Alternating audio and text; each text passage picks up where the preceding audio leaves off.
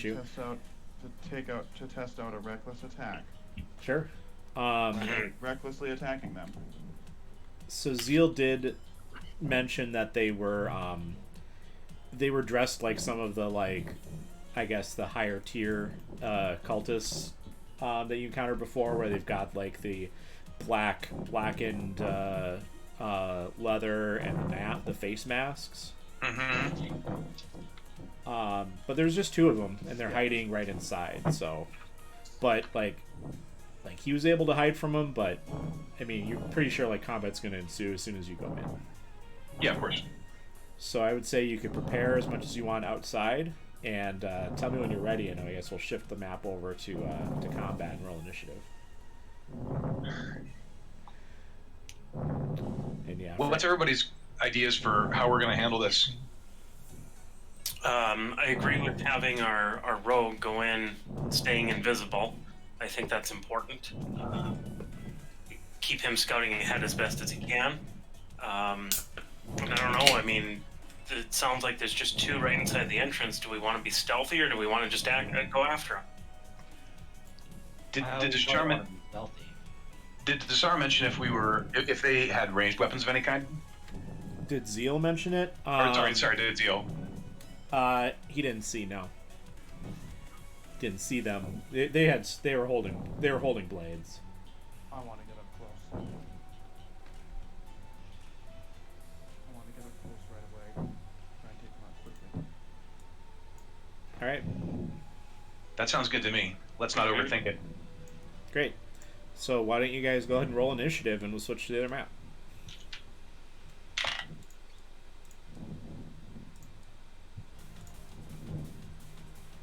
And Diabroth, you should probably just log out, honestly, of Tabletop Sim because this is the map that I can't really hide everything, so it's got to be from my perspective. Okay.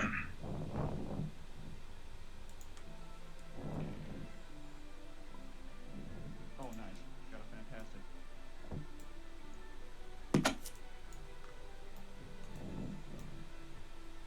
Alright, so we're going to move Zeal and Jay back here. And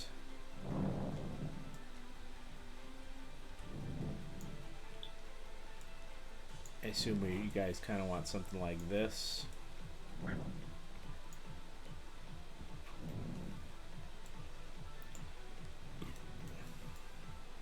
Looks good to me. Yeah, let me double check. So this cave is, 6 inches. I just want to make sure I get my scale right. Yeah, it's 30 feet across. So yeah, we can do 0.5 inches is 5 feet, which is a lot easier to do mentally than an inch being 5 feet for whatever reason. Okay, go ahead and type your things in there if you haven't already.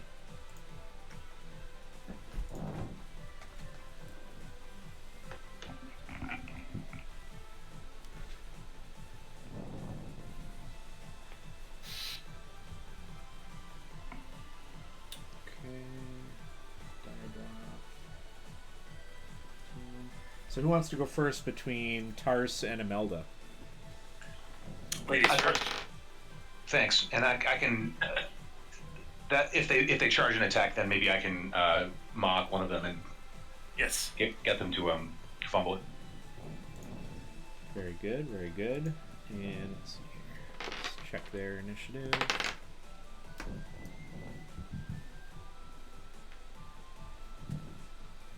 Okay. Zashar, you act first. Great.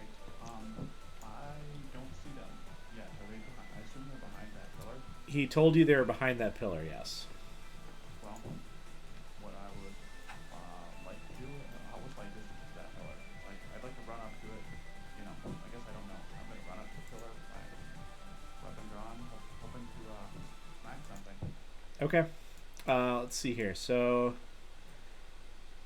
30 feet won't get you to the pillar. Okay. And I can't really even get a shot in there either, can I? Nope, they have full cover behind it.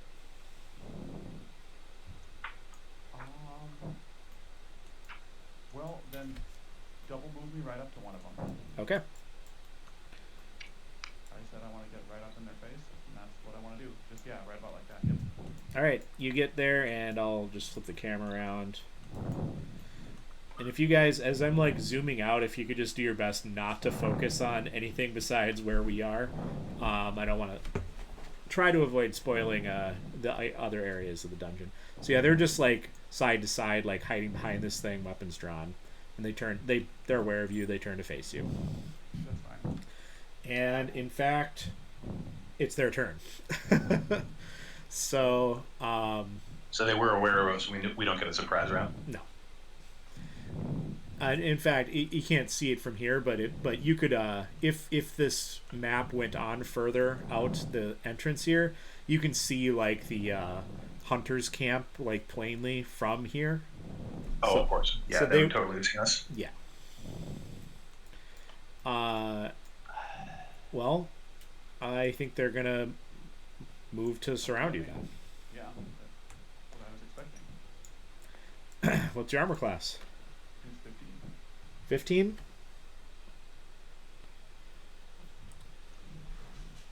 Alright. Uh-oh. Oh, there it is. So, they swing in with their scimitars. Again, these Cult of the Dragon seem very, like, the cultists seem, for whatever reason, to prefer scimitars. Somebody's got to be invulnerable. Yeah. Oh, mine's starting. If your armor class is 15, the first guy actually misses. Wait, Great. I take that back. Because of flanking, he hits. Or she. Models are female.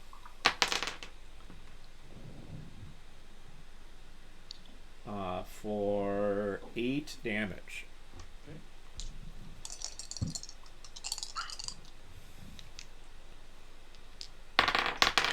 And the other one also hits for 6 damage. Then it's Diabroth.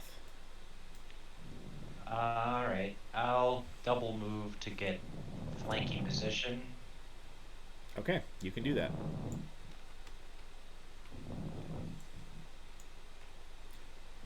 Then Imelda. I'll move up 30 feet so that I can be within the line of sight of the one who is not being flanked. Okay, so more to the side. Yeah, perfect. And Vicious Mockery has enough range with 60 to definitely get her. So it's the usual DC 13 Wisdom save on her part. Okay. And I'll say something like, "Nice outfit, bitch." She is effectively mocked. Okay, great. 4 psychic damage to her. Her next attack is a disadvantage. Okay. Wear the mask so we don't have to see your face. Yeah, right. Ooh, I'll write that one down for later.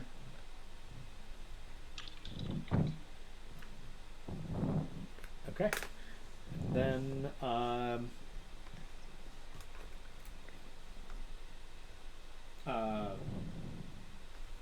okay. I was looking at the wrong list of initiative. Tars. All right, I'm going to cross to the other side of the cave so that I can hopefully have a view of the one that's still partially obscured by the... Can I get that far or not quite? Not if you went there and still, well, if you only move 30 feet, I think the pillar would be in the way. I mean, you could hit Okay. the one that Diabroth's going for, but I will do that instead. okay.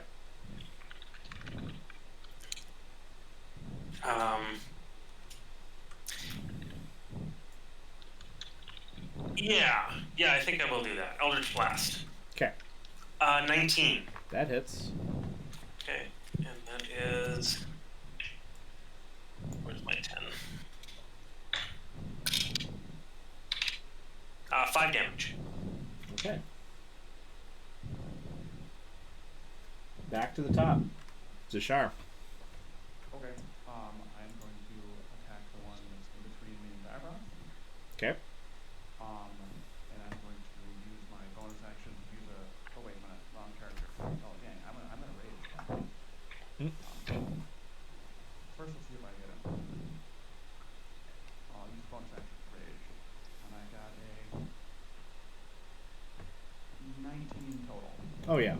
for sure. Yeah, pretty good roll on the dice. +5. So that's 1d8 plus 5 rage. So 8 damage. All right. It is still up. And then I would like to move. Actually, not necessarily flank. Okay. I'd like to move.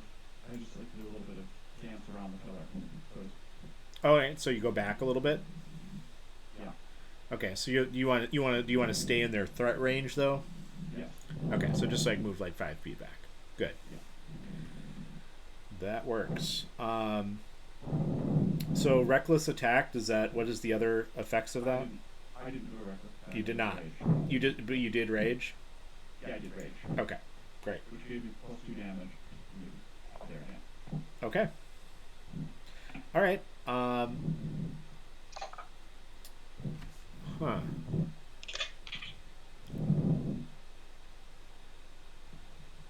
Interesting. Yeah. So if they want to get back in flanking position on you, at least one of them is going to need to leave. One Diabroth, or this one would have to leave yours and like run around the pillar. Yeah. And in fact, one of them is going to. So let's see.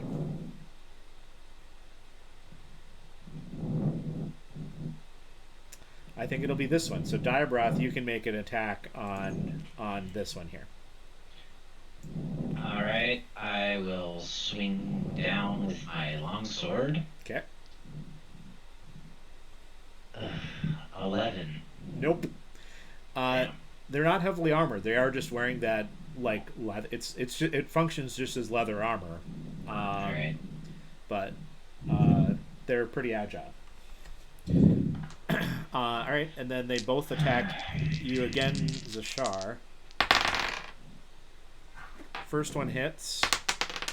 Second one will be a disadvantage. Oh, that's right, actually. Yes. All right, so that I'll say it was this one that made the first attack. So that one is 4 damage. And then is that including the resistance? No. So it's actually 2 damage. Great. And the other one had advantage. They have like a fanatic pack tactics ability where they normally attack with advantage. So he'll just attack normally. Natural 20. Okay. How much damage is it? It's only raging around. 11 damage. So half of that is 9. Oh, half? Yeah. Half would be 4. Or sorry, half would be 5. 5. So I'm still up. I just only have 4 hit points left. Okay. Yeesh. I should have raged in the first. I thought that I had a different thing to do with bonus. Didn't. Diabroth. Alright, I'll move into flanking position. The one on the right. Okay. And I'll swing my longsword. 12. 12? No. That's is that Is that including the bonus he gets for flanking? Oh, that's not included in the bonus, actually. so that's +1. 13. 13 still misses.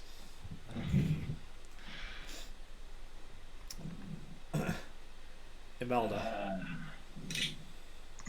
Am I within 5 feet of him? Of Zashar? Sure. No, you're 10 feet away. Oh, okay. Okay. I will once again repeat the vicious mockery trick on the same one that I targeted previously. Okay. So another will save from her. Wisdom save. Another natural 20. She's unaffected. Okay. All right. Also, My barbarian friend doesn't look so hot. I recently switched out Cure Wounds for Healing Word, which takes a bonus action, so I'm going to cast that now. Great. This will be it's what the heck is? I think it's 30 feet. I'm sorry, I need to look up this range just to make sure that I get this right. You are in. Oh, it's 60 feet, no problem. Okay. Okay, so the damage you get is Zashar regains 6 hit points. That's amazing. Because it's effectively 12. All right. Then Tars. Gonna advance another 30 feet. I suppose I still can't see quite around the. Let me Sure, see. if I do that. If you not that direction. This direction you probably could, but there'd be like soft cover with all your allies in the way. Sure. Not quite 30 feet then, just so I have a continued clear range of the one in between Diabroth and Zashar. Okay. And 18. That'll do it again. 3 damage. Okay.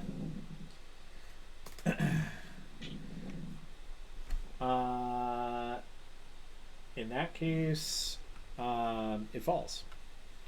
Oh, excellent. Ah. No. I Tiamat, forgive me.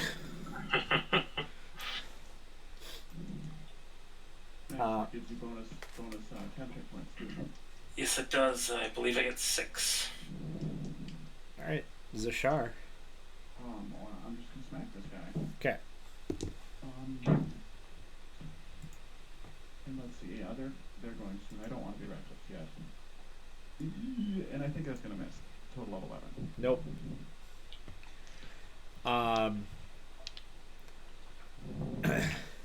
You fiends. We won't let you get to the eggs. And he swings at you again. But without his pack tactics, he's in a lot rougher shape. So he misses. We'll be having omelets for dinner. Oh, I love dragon omelets. Diabroth. Can I move into flanking position? Looks like you just barely can, yes. Alright. Well, maybe I can hit this time.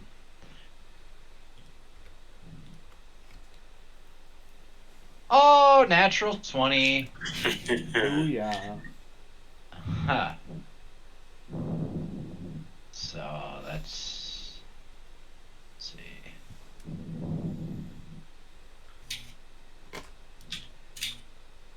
Ooh. 17 damage. Whoa. Gone. Nice. One shot. Wow.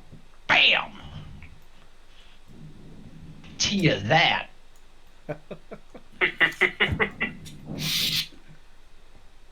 Boom, and All right. just like that, the cave is quiet once again. I'm gonna take one of those masks and stuff it in the bag. This might Ooh, be that's- later. That's a great idea. Yeah. Let's we can investigate the bodies while our invisible rogue scouts a bit ahead, eh? Sure. It's a great idea. Oh yeah, let's make investigate checks. Yeah. So, I will aid someone. I'm not very good at it. so he had mentioned that there was some fungus up ahead, and in fact, it is right up ahead. There is like a little drop off, like a 10-foot drop off into this little sunken area that's like, dripping. It's a moist area of the cave, but they built like a little stepway down, and then it continues forward. And then in the same entry area, there's a little like side nook. I had to put like a cube here to like block off something that wasn't intended to be there. But it basically comes to kind of a very narrow, like very dark, narrow corner of the cave, I guess.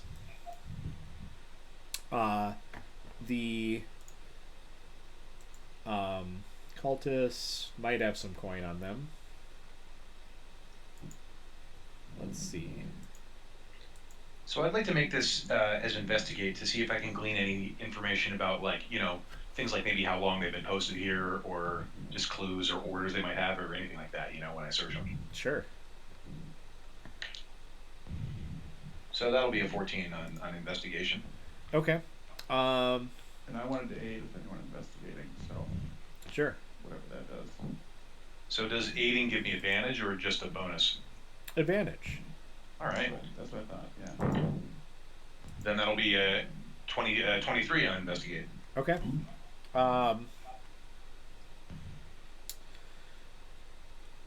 You can see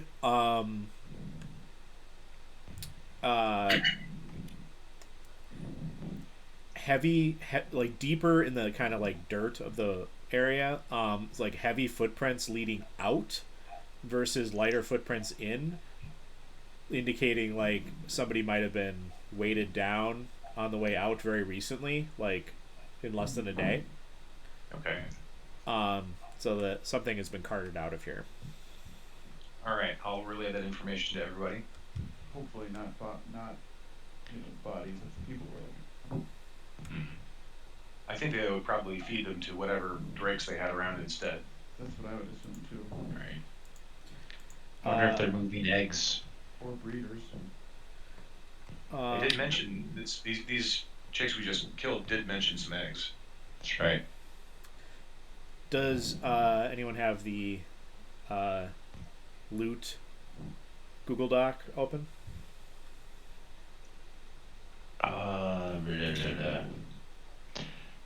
No. Not open, but I can. On these two, you find 10 gold and 15 silver pieces. Not bad. So the way we're doing this is we're kind of just keeping one person's keeping a tally, and then we'll split it up later, right? Yeah, I think so. Yeah. The spreadsheet has all the coin you've accumulated so far. Previously, when it got to a certain amount, you kind of divvied it up. But right now, it's all communal. Great. Yeah. All right. All right. So by now, Zeal has crept on ahead. Right. So previously, he stopped basically at the top of the stairs. Do you want him to like go past the mushrooms into basically there's like a little narrow passage into what looks like another lit room up ahead? Yeah, totally. Yeah. He should see if there's any more threats. Okay. And while he does that, maybe we can follow him, but like, more creepily. Yeah. Take our time. We don't need to like all be kicking back here. Maybe we could. Well, it's hard for us to know where he is actually if he's invisible. Right. I want to go take a peek at those mushrooms and see if my nature tell me anything about them. Okay. Yeah, let's move to the mushrooms for now. All right. Before you get a chance to really investigate them, as Zeal is going ahead, he failed to detect this before, but there's a false step, and he goes tumbling down the stairs. And as he does, some of the fungus stirs. No. Roll initiative. Bad fungus. Ooh, I'm doing well on initiative. That's a 17. I'll type it up. Ooh, me too. And let's see. I guess I'm going to need to pull up his character sheet. I was hoping he would avoid combat.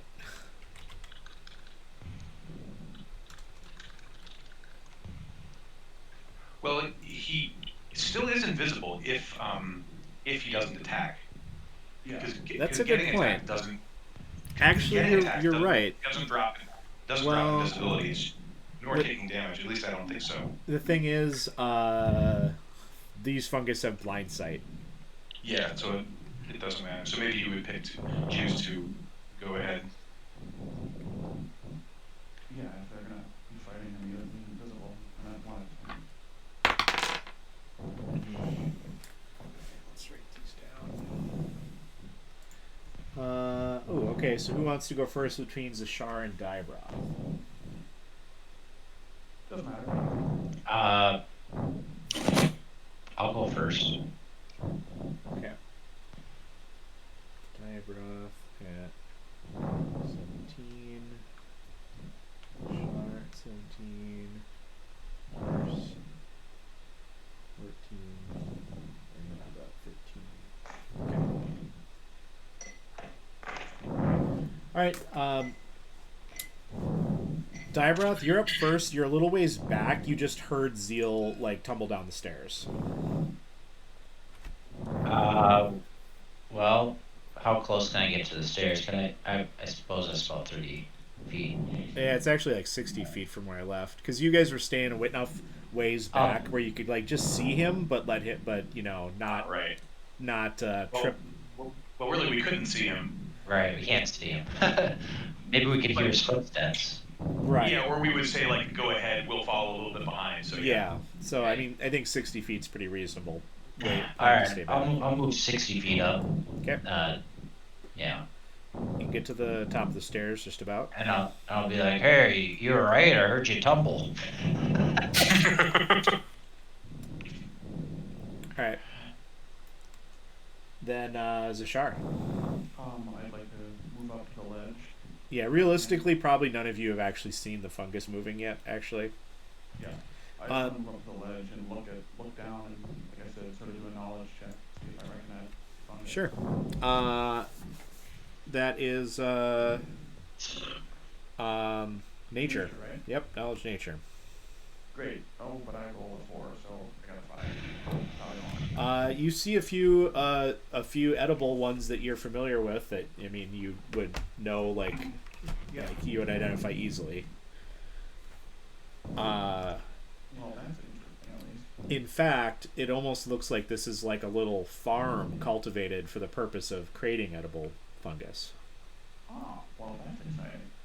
I'm going to not say anything out loud about that, but definitely think that, oh boy, harvest those in a minute. All right, then Imelda. No, Tars. Yeah. I'm also going to approach the ledge, see what's going on down there. Okay. Yeah, you can get to the edge. Do I see the mushrooms moving? Roll perception, because they haven't, like, acted yet. Oh, okay. So let me see what I add.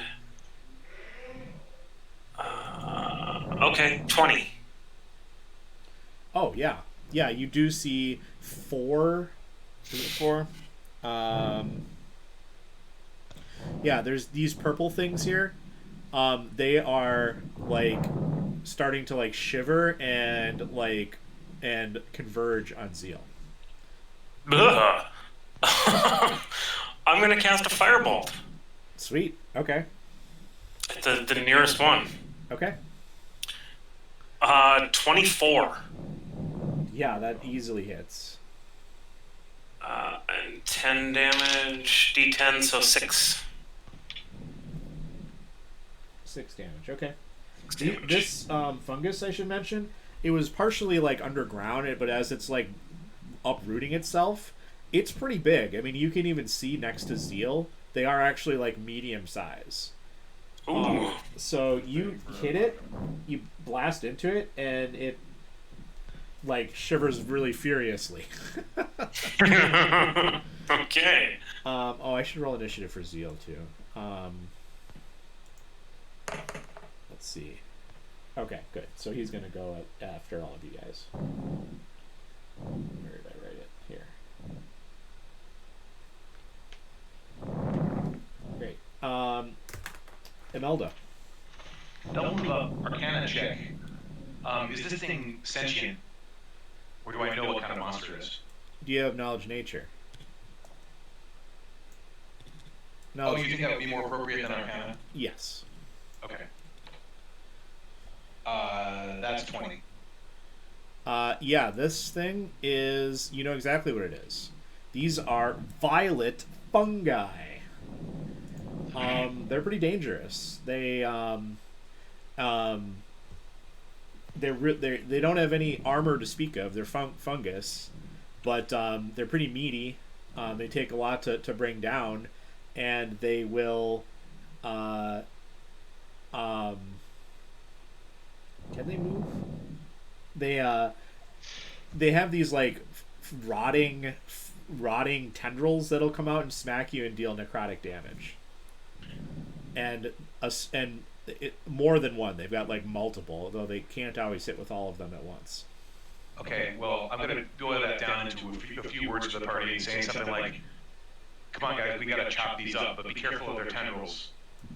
I guess I don't know if they're sentient enough to be affected by my spells or not yet. There's only one way to find out next turn. Moving on. Great. Zeal is up. I presume he would get on his feet and attack maybe the one that Tars hit.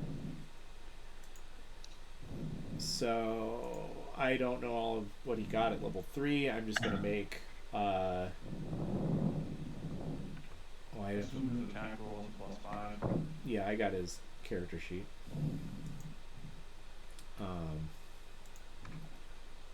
He can take a cunning action. Disengage after he makes his hit, though. Yes. Good move. Yeah, he's not going to use his bonus action to make a second attack, given the No, situation. he should be hitting him. He should be hitting him running. Yeah. Great. And let's see, did he level up? He did. So yeah, he's gonna attack. I rolled that. He hits and doesn't sneak attack, but he deals 7 damage and disengages. Wonder if he would run up the stairs. Ooh, hold on. He should. That's where all his allies are. Yeah, he can't get all the way up the stairs. There is a broken stair there. He can get halfway up. Which I can't get him to stand on it, but he runs up the stairs. Alright. Fungus is up. I think I need to use a marker of some sort. I don't have actually a real figure for them.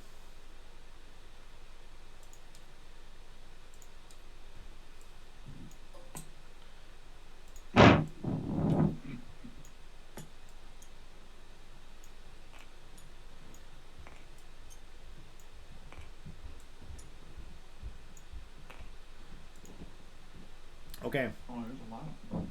There are 4 of them. They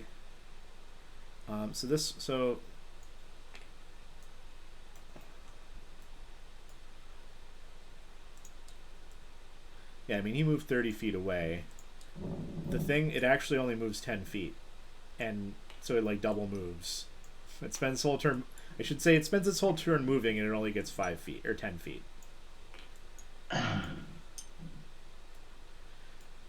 It's not very fast. And that's all they do on their turn. And then it's back to the top. Diabroth. Well, those things seem pretty slow. Maybe we can get around them without having to fight them. Might be safer. Oh, Imelda, you know that they can't see. They're basically blind, and they sense things only within that are close to them, essentially. Oh, okay. Well, yeah, I'll say, hey, maybe that could work if we book it real quick. Would we need like a rope or something to get down this without going down the steps? Could we like maybe tie off a rope? But I mean, that looks like it's maybe just 10 or 15 feet. I mean, we could just like hang off the edge and drop down. Yeah. Yeah, if you went like half speed for half of your movement, you could get down safely. Or if you did, I don't know, athletics, I guess, to jump off, or would it be acrobatics? Probably acrobatics. Can I use your setup, Susan? Can I use your setup? Well, I would This probably video, right? double move to get down, but far enough away where they can't get to me. Okay. And could I like maybe taunt them? They probably I don't know. They probably can't hear. I don't know, or understand me. But I want to like yell at them, get their attention on me. Okay. So do you want to run down the stairs, or are you talking about like running off to the side and around? Running up the side and around. Yeah. Okay. And do you want to try and go full speed and try and like roll an acrobatics? No. Are you gonna go down the ledge, or are you just gonna you're gonna you're gonna take a double move, but you're gonna like count it as difficult terrain, go slowly. I'll move like 30 feet over. Yep. And then half speed, I guess, to get down to the bottom of it. Okay, so you could get to like here safely. Yeah. All right. You think at least one of them is aware of you? Okay. Is a Shar.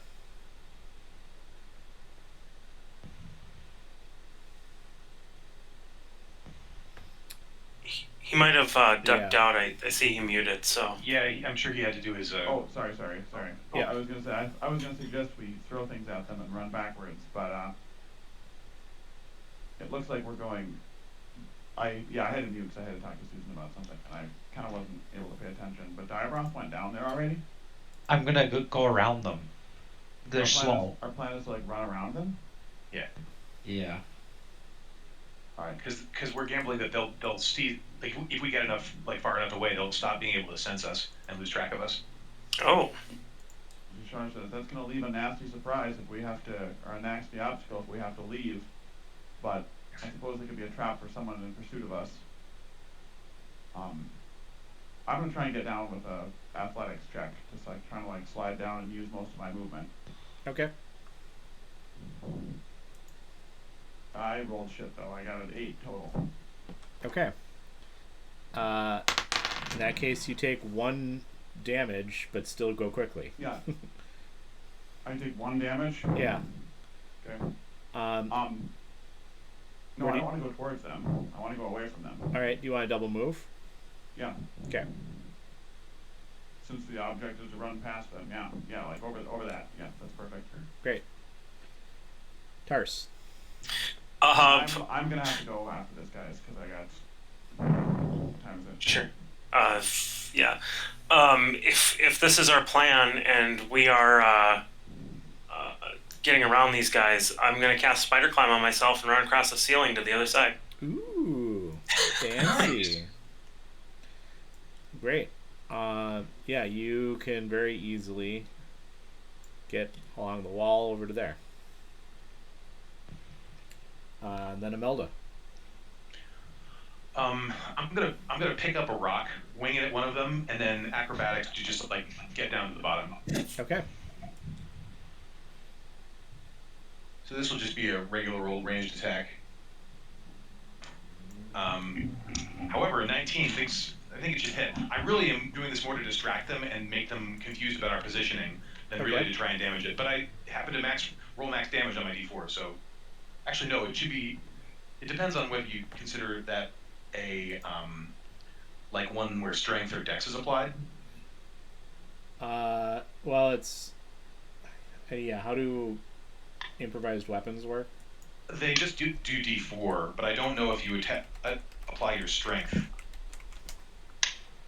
Let's see.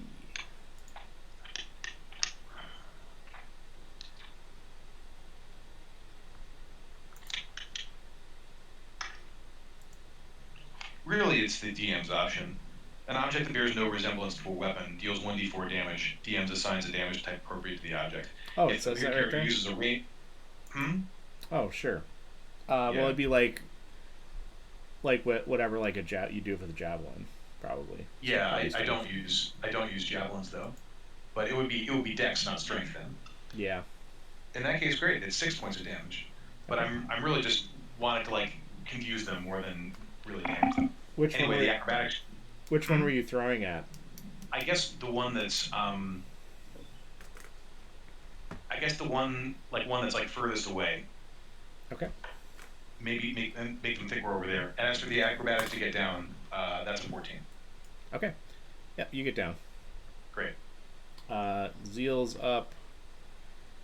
He can with his. I'll roll acrobatics for him, but. Huh. You know, he actually rolled very poorly. But with his cunning action dash, he can get like 90 feet. So he should be able to like go.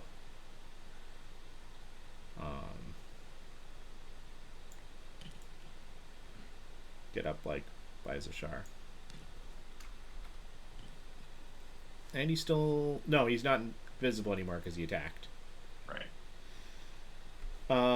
Okay. Fungus is up. I should turn measured movement on.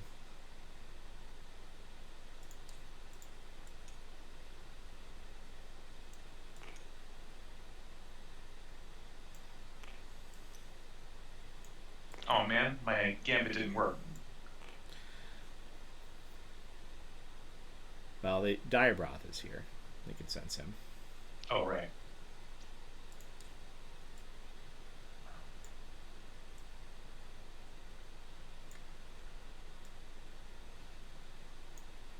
Well, just one of them is just barely able to swipe some tendrils at Diabroth. And 3 nasty fungal rotten pseudopods swipe at you. What's your armor class? 18. Yeah.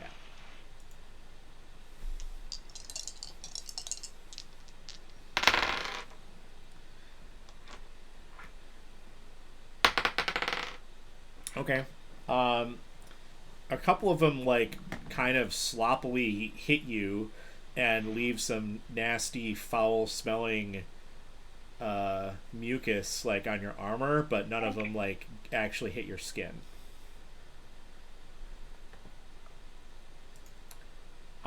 So then it's and then it's your turn. I'll disengage Okay. and run. Okay.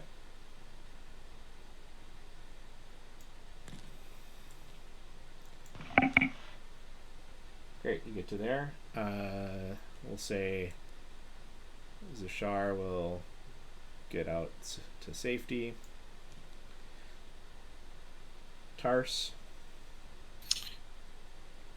I mean, if I'm high enough up and they can't sense me, I can double move out of here. You can. Then I'll just do that.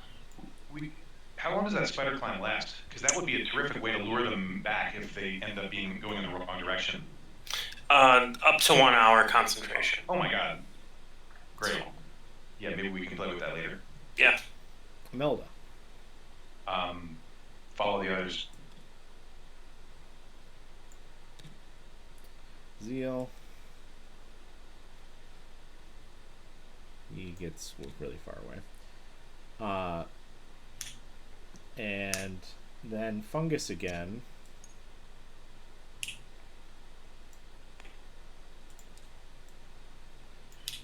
Once again, one will be able to make attacks on you.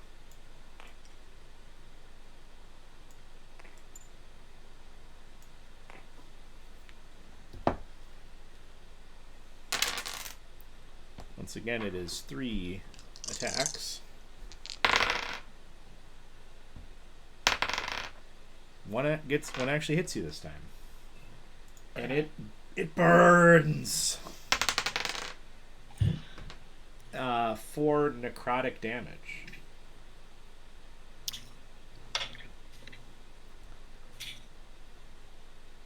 And then it's your turn. Well, I'll just keep moving. Okay.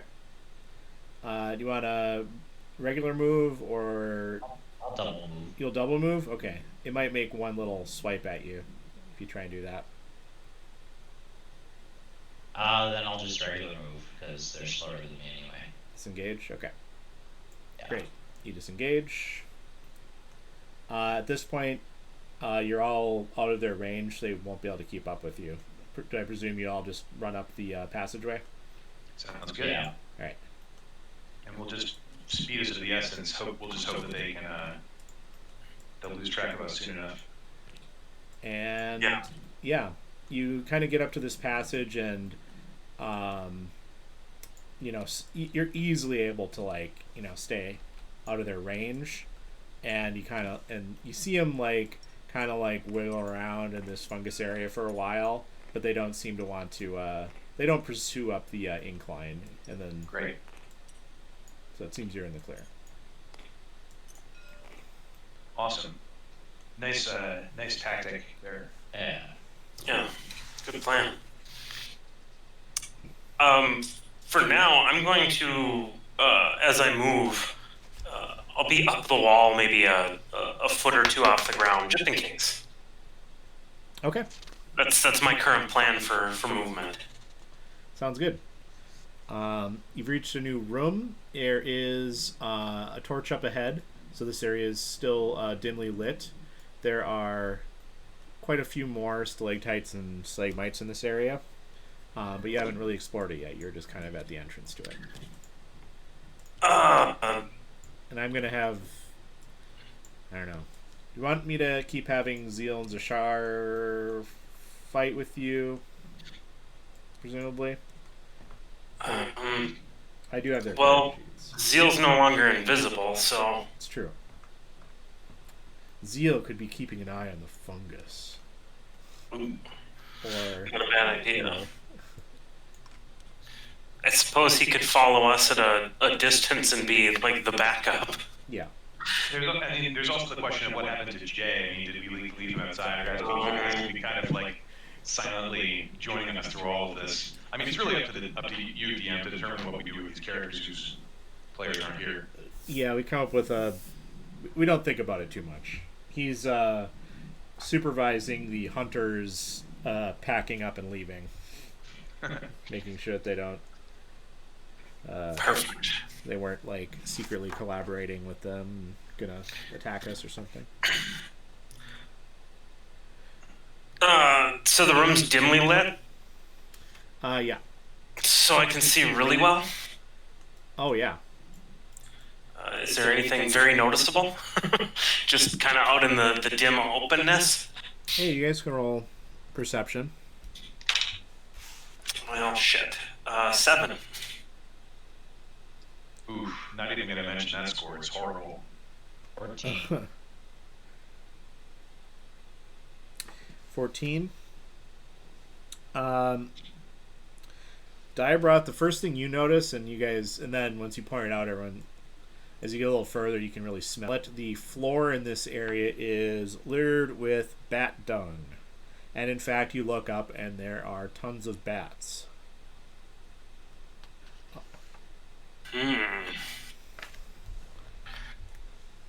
Maybe we should be, slow going through here.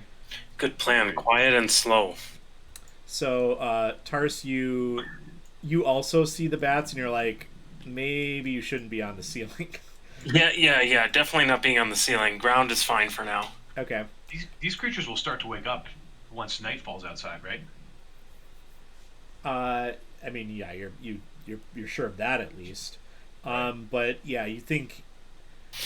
I mean, you guys can roll knowledge nature, if you have it. Yeah, I'll do that. It's just a 10. I know basic info about bats, I guess, but nothing special. Well, you think that if they were disturbed and booked it out of here en masse, that would probably make a lot of noise, and everyone in this cave would be aware of you. Potentially, I mean, it'd make a lot of noise anyway. So Then let's move really quietly. Diabroth, you're the heaviest one. I'm going to give you a bardic inspiration. So add this to your stealth check. yes, and it is in fact a stealth check to try and get through. I roll at disadvantage. It's at disadvantage because of your armor. Yeah. But the way that the bardic inspiration works is that you can add it to one ability check, attack, roll, saving throw, and it can be added after, but before knowing the outcome. Okay.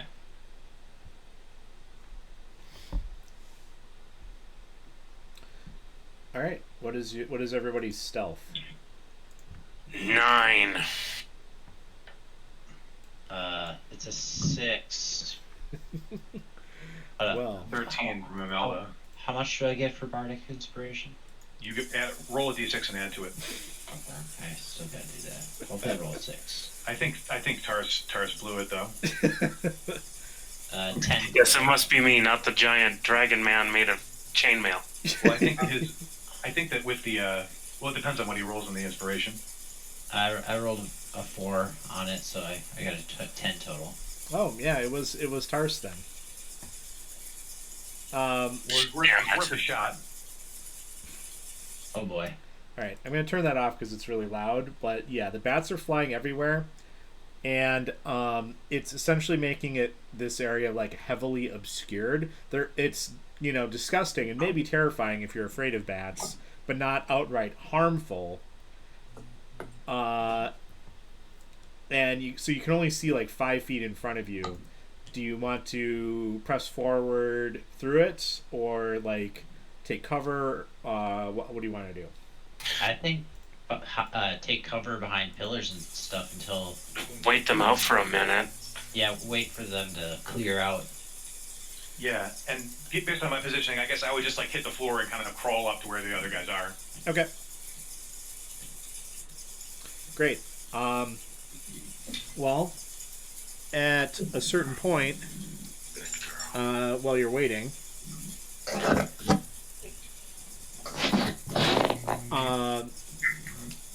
all of you feel something that's not a bat land on you and attempt to attack you.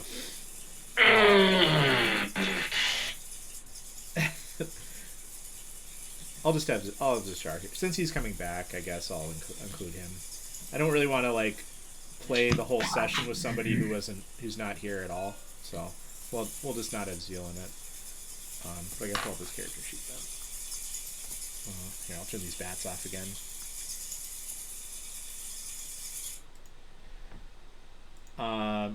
So let's see. I will roll this randomly. Come on.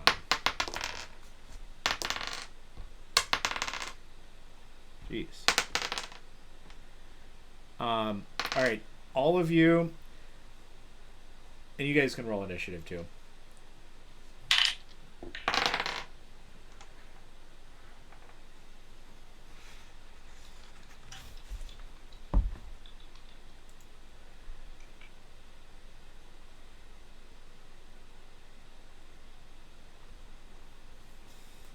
Imelda, can everyone tell me their armor class again? Imelda, what's yours? 14. And Tars? 12. I got Zashar and Dire Breath. I know yours is 18.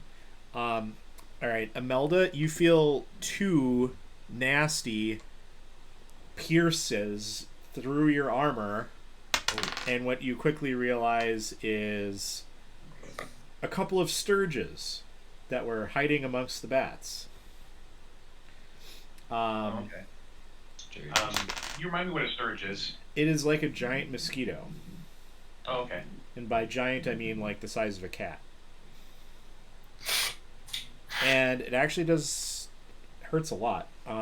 It's like getting hit by a dagger when its proboscis goes into you. Or what did Frank call them? That's right. He had some interestingly Frank-ass way of pronouncing it. Proscobus? Proscobus, I think it was, yeah. The first one actually hits you for 7 damage. And the second one hits you for 5 damage. Oof. Tars, both of them hit you as well. Okay. First one is 4 damage. The second one is 6 damage. And Zashar,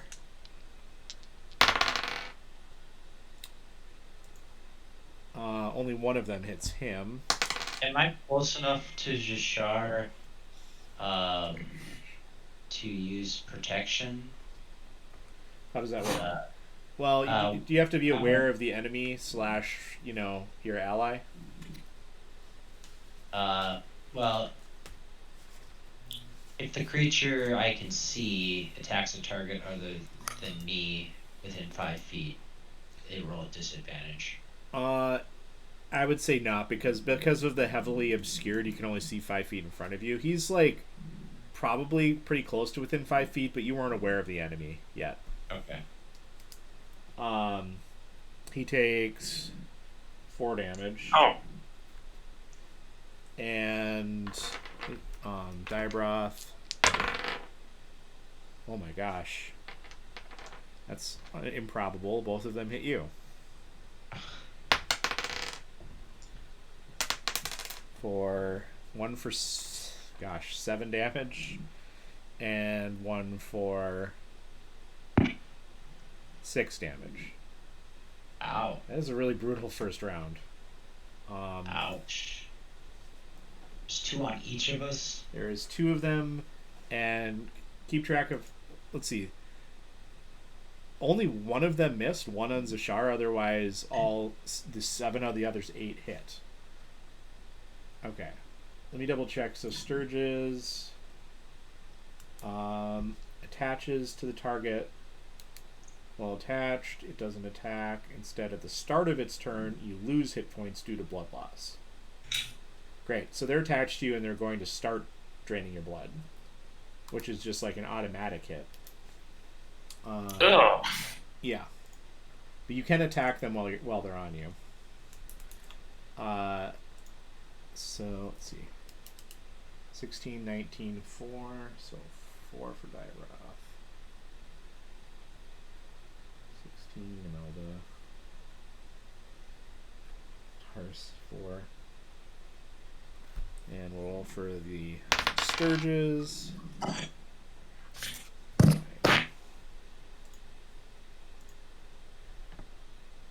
They are reasonably fast.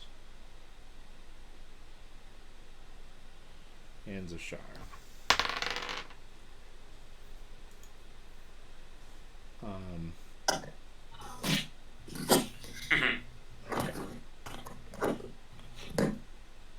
Okay. Diabroth, you're up. Alright, well, I'll try to attack one of them on me. Okay.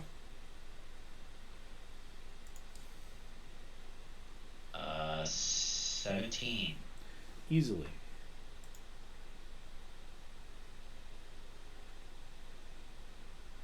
Five damage. It splats. Alright, 1 down. Imelda. Okay. Interact with object, draw a rapier, Okay. attack one of the ones on me. Yep. Oh yeah, that will be a 21 to hit. The Okay. damage here will be, 9. So completely splat 1. Yep. I'd like to use my move, if possible, Okay. to like kind of rub up against a wall or a pillar or something, so that I can just like try and crush it beneath me, like between me and the obstacle. I guess that counts as making a second attack, but like I'm sort of moving to do it, so. Yeah, I mean, Feel that would free- be the natural thing to do. I don't think you can actually, like, roll damage on it or something, but Yeah, but you see what I'm trying to get at, though. Yes. I'm just trying to at least dislodge it. got it.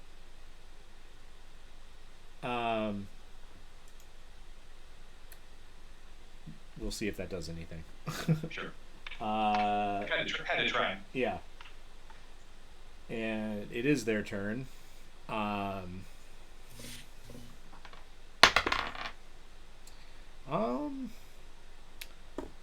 yeah, I'll say he has to make a new attack on you rather than just getting the automatic. Great. But artwork class 14. Correct. All right, he does pierce you again All right. for 6 damage. Tars, you had the 2 on you. Yes, I have 2 on me. You have 2 on you, and they're going to drain your blood. Okay. 1 for 6, Fuck. and the other for 5. Ugh. Okay. Zashar had one on him. It will drain for 5. And the other one that hadn't hit yet will attack, but miss. 1 left around Diabroth was attached, so automatically drains 5. Then it is Zashar. He will attack. I wonder if he would rage. The fact that they're draining blood versus actually dealing damage means his raging resistance is less useful.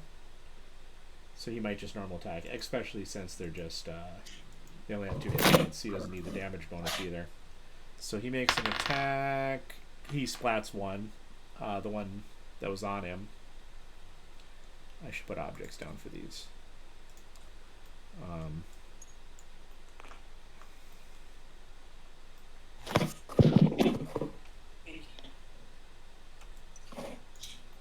So there is 1 left on Imelda, 2 on Tars. On his head. That's great. One on Zashar, 1 on Diabroth. I think that's correct. And then it is Tars. Yep, I'm going to Eldritch Blast one on that's attached to me. Great. 24. Oh my gosh. It's disintegrated and your blast goes through him into the bats. Oh, excellent. I'll take 6 HP back. Several bats drop as well. Wait, okay. It doesn't count as multiple kills. Yeah, you just get 1 kill. Okay. That's just fine. I will take it. That's 6 HP back. Thank you. Yep. Back to Diabroth. I will attack the one attached to me. Okay.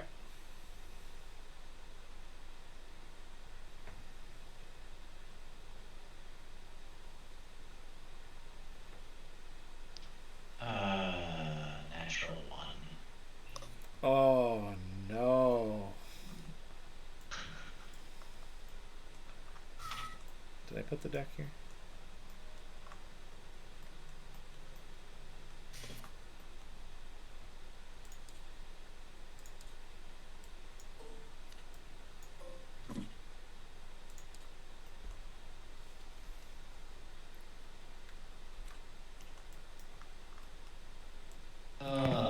I might be going down here.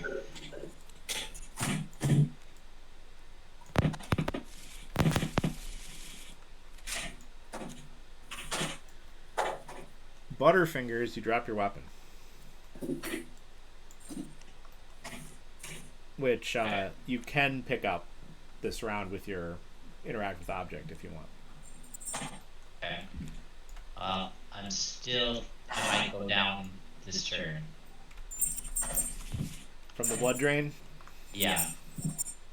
I got you, Diabroth. Well, Help me. Imelda. Back to the one that's on me. Once again with these hot attack rolls. That's another 9 points of damage to it. Splat. You are safe. I better reserve my bonus action in case I need to react and healing word somebody. You'll have to get right next to him to be able to cast it. Because 5 feet of visibility. Oh shit. Okay, then I'll try and get I'll try and move so that I can get close to. I guess Tars will be the one. I don't even know what Diabroth's doing realistically. Yep. And that's it. Both of mine are gone, right? No, there's still one on you. Nope. Oh, okay, that's right. Okay.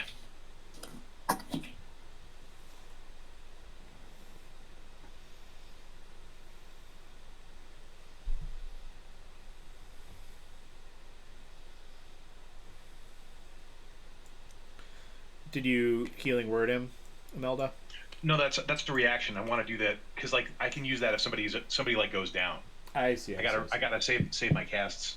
Got it. Okay. I might also use cutting cutting words if I can perceive it. See, that's within just 60 feet, but I'm not sure how much I can perceive of the other two. Got it. All right. Well, in that case, the stirges are up.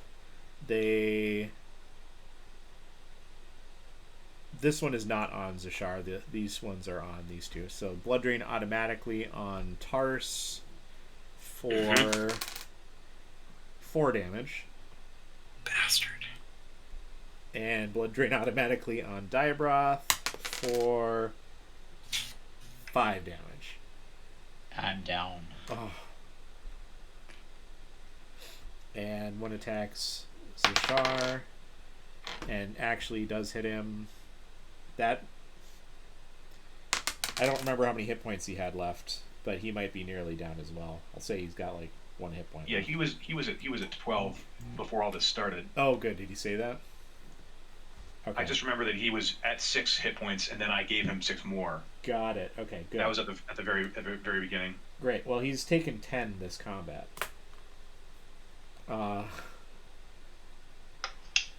Then it is Zashar. We'll try and kill the one on him. Oh, he rolls a 2 on the die. So there's still one on him. And Tars.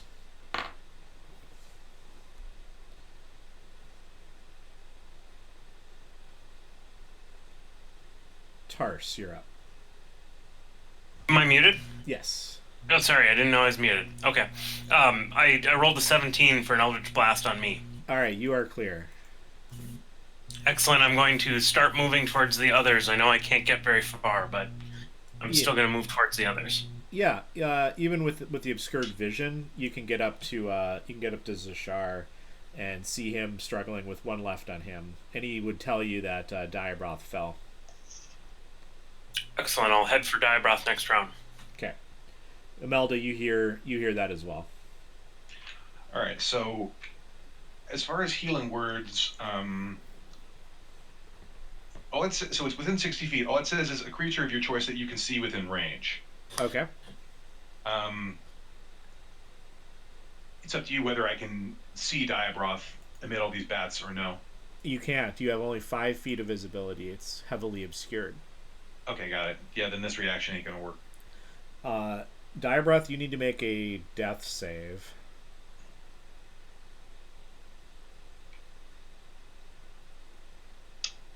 One failure. Okay. And then Imelda, you're up.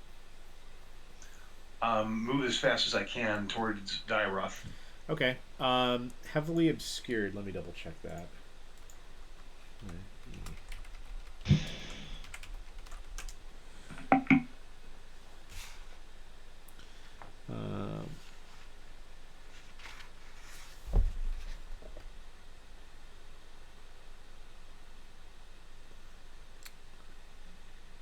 Yeah.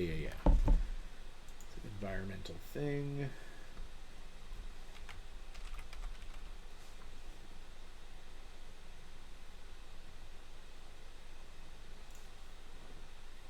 Well, heavily obscured is actually functions as blindness, so this would, I guess, need to be like. Well, lightly obscured is disadvantage on wisdom perception. I guess this is just a unique. It's not identical to being heavily obscured, but yeah. So you could move. I mean, you could move within 30. You can move your normal speed and get over to. Okay, great. Then I'll move and attack the one that's on him. Great. This one is a little bit chancier. That's a 15 to hit. 15. Oh, that's. It would have normally hit, but the visibility it just barely is enough to you just barely miss. Okay. It is up, and actually it well, was that its first or second round of sucking blood on you, Diabroth? Do you remember? I think second round.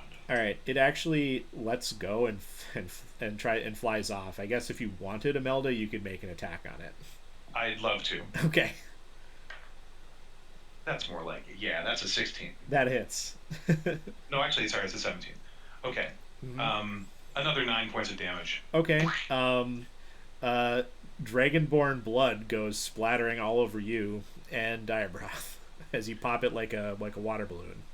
That's the last one, right? No, there's still one more. Yeah, there's still one on Zashar, which is attached to him and does automatic damage, which would make him fall.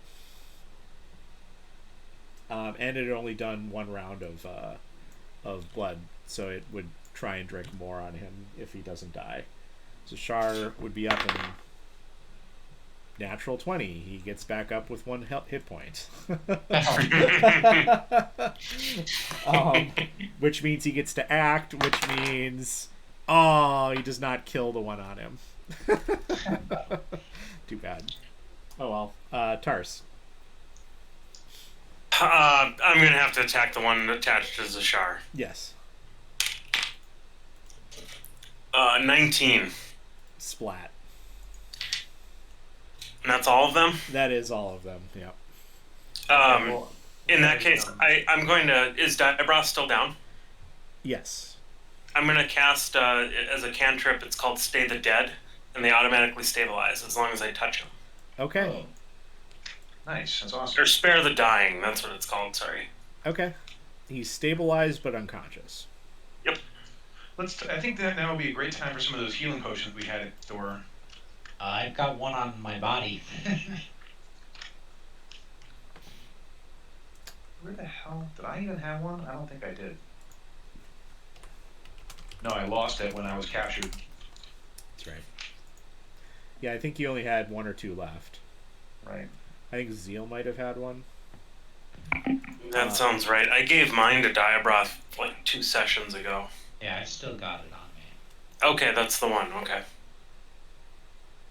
Then we could take it off your body and then apply it to you. Yeah. You sure can, and it will heal him 2d4 plus 2.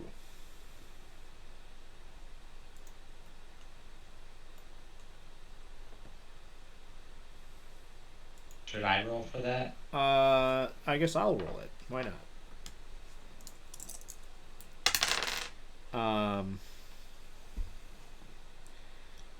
6. Oof. Out of a max of 10. It's not terrible. Alright. Wow! Those things are vicious. Well, this is scary. Mushrooms and mosquitoes have harmed us quite badly. So, yeah, so badly, I think that we should retreat. We can't take another battle. Well, I do have 15 points of healing with my lay on hands, and a cure wounds I can cast. Yeah, I've got a couple spell slots that I prefer to save, but yeah. Okay, so the healing I can do is limited to this healing word, which is D4 plus 3. Not much, and those are bonus actions, making them better suited to combat. Right. But there's like, how many people are affected here? It's like the 3 of us. Zashar has 1 hit point. I have 7. Diabroth, you're down. I have 6. Yeah, that's... I don't think... We couldn't take another round of being sucked by the mosquitoes. I think we should retreat for a short time anyway. Yeah, I think you're right. Okay. Or, I mean, like, what is the cloud of bats starting to clear? It is, yes. Is there a chest full of healing potions across the room? There is not. Yeah, it's up to you if you wanted to progress any further, or just straight retreat back. I think we should retreat back. Yeah. These bats escaping might be to our advantage even. It might mask our sounds of escape. From the mushrooms. Possibly masking our escape from the mushrooms, or they might have followed the bats. Not much time has passed, so you guys see that the mushrooms are they're Zeal's not. Well, Zeal was watching him, I guess. They're up and about, like they are looking, around, but they're staying down in the mushroom area. Well, I think we gotta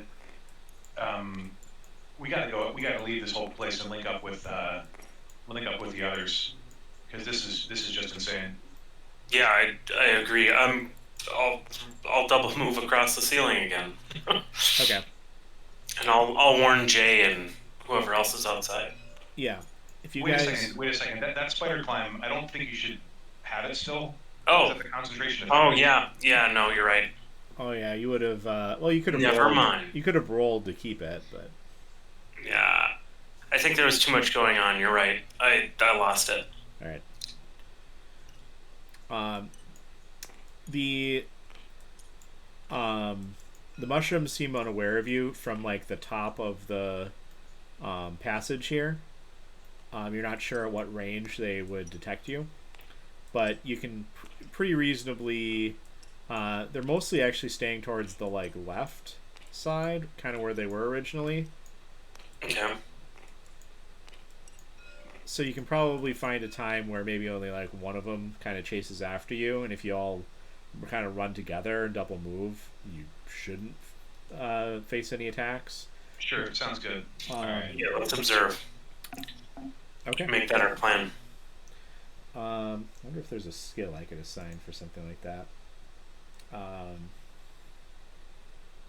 You know, this is unorthodox, but would you consider sleight of hand since we're trying to trick something? I was kind of thinking insight to like detect when when they'd be in a spot where you'd be able to sneak past them. I guess that makes more sense, yeah. But should it be per individual, or would we be moving in a group? Why don't whoever has the highest roll it, and if somebody wants to aid, you can. That's probably Diabroth, right? I got a +1 on my insight. I have a +2. I don't have the skill though. I just have the modifier. Yeah, I've got the skill and I'm a +3, so I guess it's going to be me. And I'll aid you. Sounds good. So I'll get advantage. Yes. That advantage was very helpful. That gives me a 21. Great. You're able to find an opportunity to get through safely. So you're in Melda. Quick. Now is the time. Great. So you get out. You meet up with Jay, and he offers to like watch your back as you guys like rest. You can take a short rest. Yeah, let's do that. Oh my god. Let's see. What does a short rest give me back?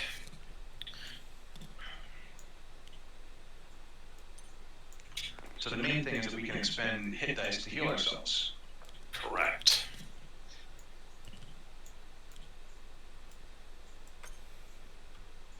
And we still didn't use any of Diabroth's lay on hands. There's an option for me to set maximum HP changes during this rest. What's that? Yeah, I actually don't really know what that means. Oh, here's one. So here's something that affects all of you.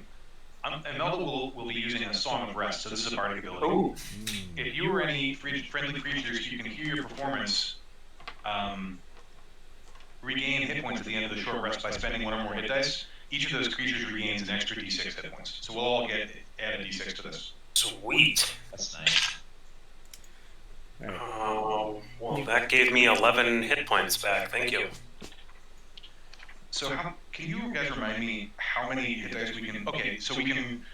How many hit dice can we use? It's equal to your level, so you know if you're. So we could use all 3. Wow. Yeah. Yeah. Oh. Then I'll do that. You only recover. You don't even recover them all with a long rest, though. It's like half a day essentially. So you might like expend, 2 days worth if you burn them all in one day. But it seems like it's probably prudent. It's up to you, though. Yeah, it's up to each of us. But anyway, you guys, we should all sort of do it ourselves. But just remember to add that d6 to it. And there is a thing if you want to track it in D&D Beyond or whatever, but there's a spot where you can track the hit dice you've used. I've got my own way of doing it. Sure. Ooh, I'm back up to full. Nice. I guess I'll roll for Zashar. So he was down to. Oh, sweet. Oh, I'll roll a barbarian. And of course, remember that we're adding our con to this as well, our constitution. Nine, so we get up to 10.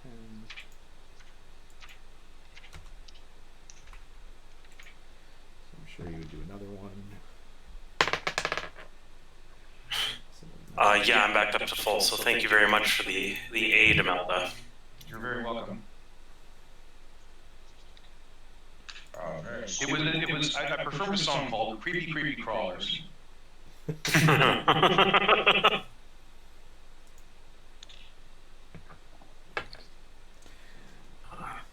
right, Zashar didn't quite get back to full. Okay, I guess. What do you guys think? He used his 2 barbarian hit dice, but he's got one left.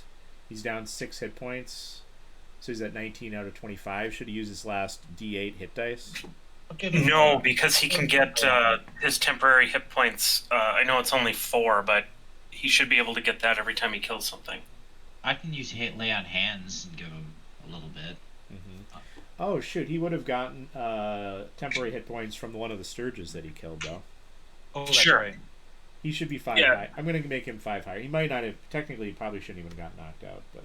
Giant Breath, I'm at level 22. I'm at 22 out of 24 hit points, just based on my own power. So you don't need to spend any lay on hands on me. Maybe it would be best for you to save that for when one of us gets injured later. All right. All right. Are you gonna head back in? Realistically, what I want to do is I want to wait until we have more people in our party. Yeah. So Right. that we can. It's technically designed for 4 level 3 characters. Oof. I think we can do this. Well, we know what to avoid for the first 2 rooms. Uh-huh. The bats are cleared out. The stirges, I mean, they wouldn't be able to hide amongst all the bats. I think we can do it. I think we can go back in. Yeah. All right. Okay. Do you guys mind if we take just like a 2 or 3 minute break? I just want to like make a cup of tea and stuff. Sure. Yeah, I'm gonna grab another beer. I'll be right back here. I'll be right back.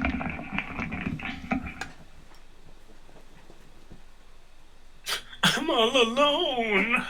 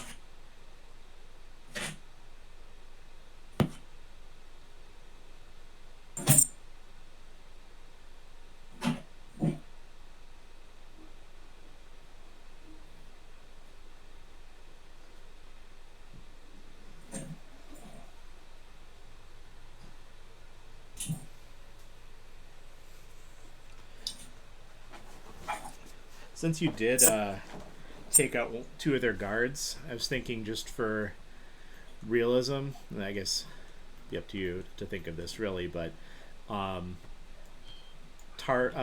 Jay and Zeal could have like quickly thrown on that armor and the masks and like stood at the entrance to make it look like nothing had changed in case anyone comes to check in on the entry guards. In fact, I'm going to say that that's what they're doing while you guys are proceeding. They're standing at the entrance with that armor on.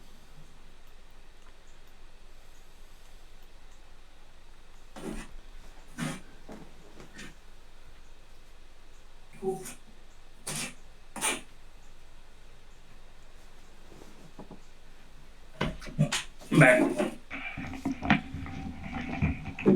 I'm back. Welcome back.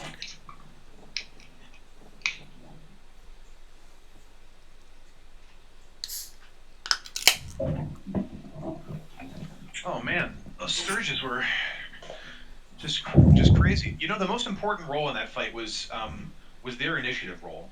Yeah. You know, because if they had gotten lousy initiative, we could have just like, taken out one apiece Right. and Well, like actually, halved the amount of damage we took. their initiative was kind of in the middle, but they got a surprise round on you. Right, right.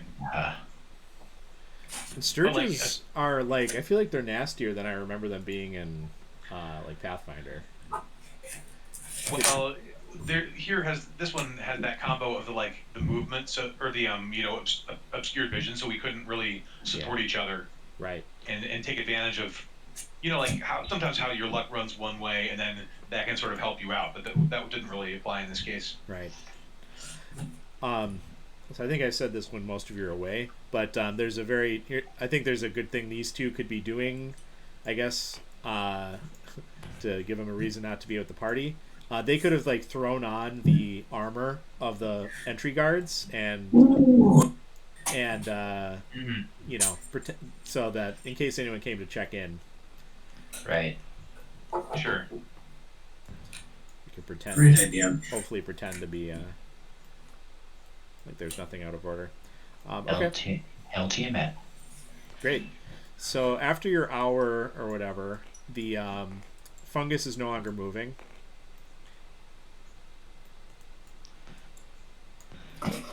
I'll aid Imelda again. Yeah. Or I suppose we don't. Yeah, you don't even need insight. It's more Yeah, of we can just pop down and run by them. yeah, Okay. and yeah, you suspect that's probably what the cave residents normally do. In fact, there's even kind of a once you're like thinking about it and looking a little more closely, there's even kind of like a path, a walking path to like the left immediately at the bottom of the stairs and then around. But the fact that there was that trap that Zeal didn't notice, he even did a investigation on the stairs and just didn't roll high enough.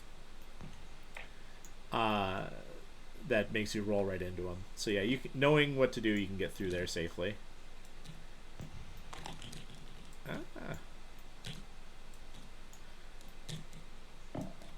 Great, and you make it back to this room. There are no bats in it yet, or just like a couple that have like come back in. Okay. But what you can see is essentially once you get kind of to the center of the room. Actually, I need to roll something. BRB, 30 seconds. Okay.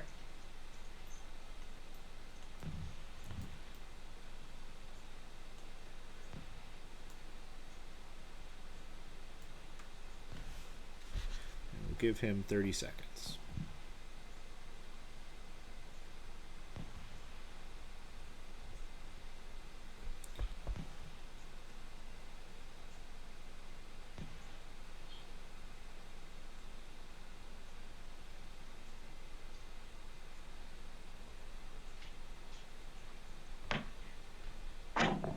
Okay. Okay. Yeah. So you are at a crossroads of sorts. There are essentially three different ways you could go. To your right, there is you see there's like a spear leaning up against a wall right by a torch, and there's like like at a butchery, the like or going into a freezer, those like plastic Yes. straps or whatever that go down that like you can easily push them aside and it just keeps like whatever the cold air in or whatever. It's like that. It's like there's strips of leather, long strips of leather from the ceiling to the floor here, and obviously you can't see through it. Up ahead, well, Tars for sure, but any of you, if you proceed any further, it looks like it's going to open up into a small little cave, but that's there's a little drop off. And then to your left, there's a little corridor leading into another room.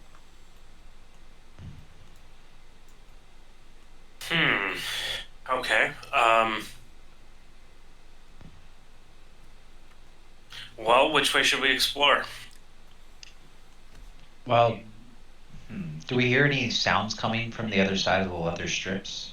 Do you want to go up to the entrance and listen? Yeah, I'd like to listen. And Okay. I'd also like to see if that heavy track that I noticed before leads into there. Oh, the foot traffic. Yeah, like looking at looking at the tracks and seeing where you Sure. mentioned that some sort of like heavily laden. Yeah, you did like a thorough investigation back at the entrance, but it's not like you Right. were following those footsteps from now. But you could see Right. if you see more of them around here. Right. That's just what I like to look for. Okay. Oh, and you want a perception check or something? I guess that's investigation. All right. Imelda didn't investigate that well. It's just a 10. Um, no, no, you don't really. Okay. You see mostly smaller footprints. I'm trying to listen for something. I rolled a 14 Okay. for perception. You don't hear anything. Okay. I mean, that doesn't even matter. But I think we should save the stretch for last, Mhm. because that seems like the most important thing, and we want to. Very true. Behind the leather curtain. Yeah. So if you guys are okay with it, let's just take the left path first. We just kind of double back and see where that takes us. All right. Certainly. All right, you want to go to the left. Great. Um,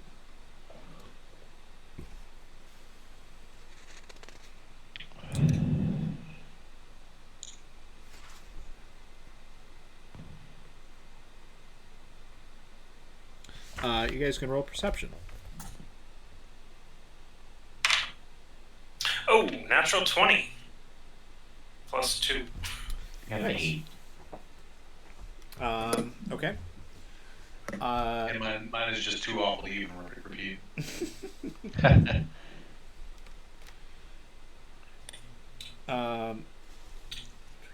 Areas. Okay. In that case, well, I guess I didn't really ask about marching order. What would be your marching order? I think it would be the top guys in front and Yeah. the casters in the back. Yeah. Sure. I should roll for Zashar then. What did you get, Diabroth? 8. 8. Okay.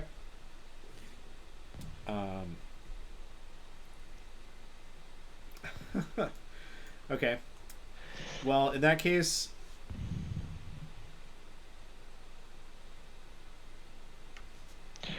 I need to roll something.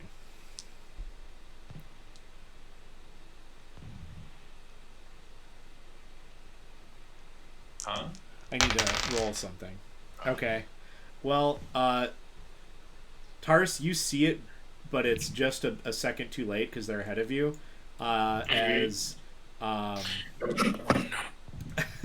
Diabroth's foot falls through like a fake paper, like a colored paper covering over a very shallow pit, Oh crap. and a spike goes through your boot, and you need to make a Constitution save. Aww.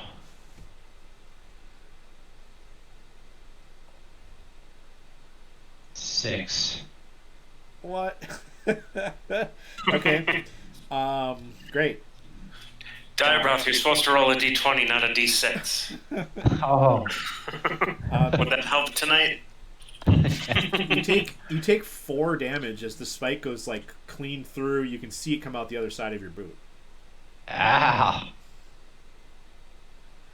Um, and but you're like strangely it doesn't really like hurt that much. You're just like your mind gets very cloudy, like dizzy almost, and then you start acting erratically. You're affected by essentially by confusion.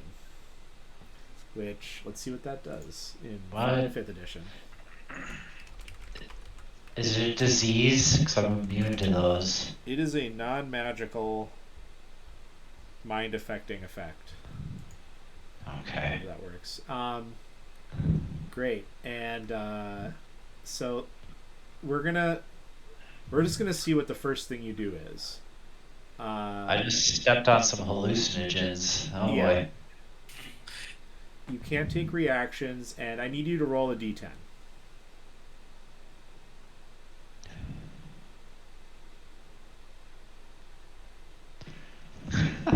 Two? A 2. All right, you stop where you are, and you're like kind of like babbling incoherently, and the spike is still through your foot, and you're just standing there going. Tiamat. All right. Okay, we gotta get him off there and like maybe try and clean that wound. Okay. Make sure he's out of contact with it. Do you want to use an action to just like kind of pull him away? Yeah, I think it would be aid if you want an aim for reaction, but yeah, let's get him away, and then we'll use use a flask to kind of prevent injury, Okay. kind of wash it away, maybe see if Great. that does anything. Roll another d10, Dybroth.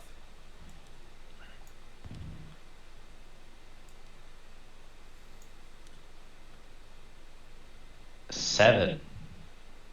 Oh gosh. You draw your weapon, and you look with confusion and rage towards oh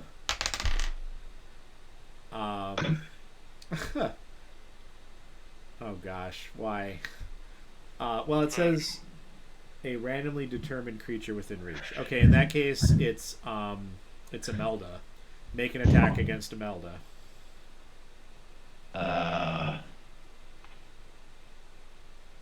Tiamat. Sorry. 20.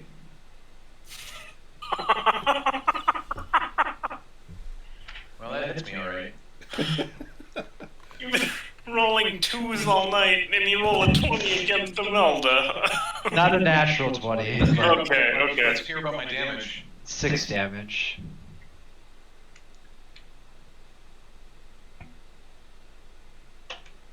Oh, man. Tonight's just going great.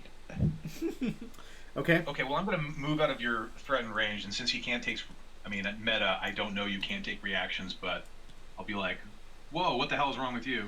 I imagine Zashar would try and like grapple you.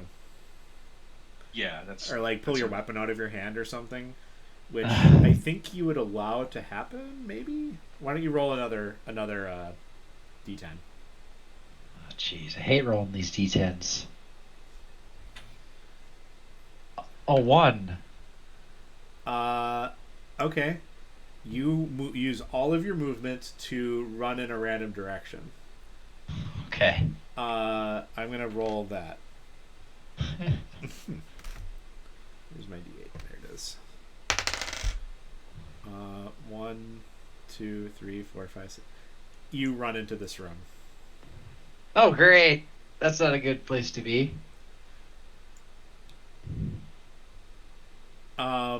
I think we're gonna need to roll initiative. Blah, blah, blah. Wow. That's about as poorly as that could have gone. Oh, no. So you've used 3 out of the 10 rounds of confusion are expended. This lasts for a minute. Oh, no. Yeah. Okay. And yeah, everybody roll initiative. Well, at least I rolled low on my initiative. That might be good. Yeah, actually. Let's see. 13, 15, 2, and... okay, 4.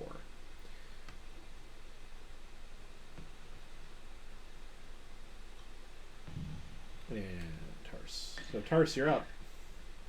I'm going to cast Blade Ward on myself. Okay. And then I'm going to run after Diabroth. Okay. Yeah, he's not How too far did he get? So he ran 60 feet. So you can get up right up behind him, or right next to him. Yeah, let's go maybe like a foot behind him. Okay. You run right behind him, If he's still there next turn, you can try and like grapple him or something. Okay. But here, I can tell you what you see in this room, or at least what you can see from the entrance. Actually, Yes. you can see really well. So why don't you roll perception as well? All right. 5. Okay. Or not. Yeah.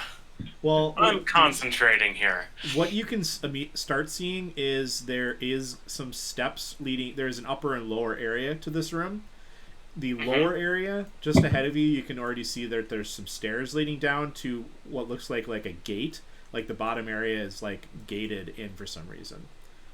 And further up ahead, the path is going to split to the right, where it is still kind of a cliff above the lower area, and to the left, it looks like there's a little passage that leads off.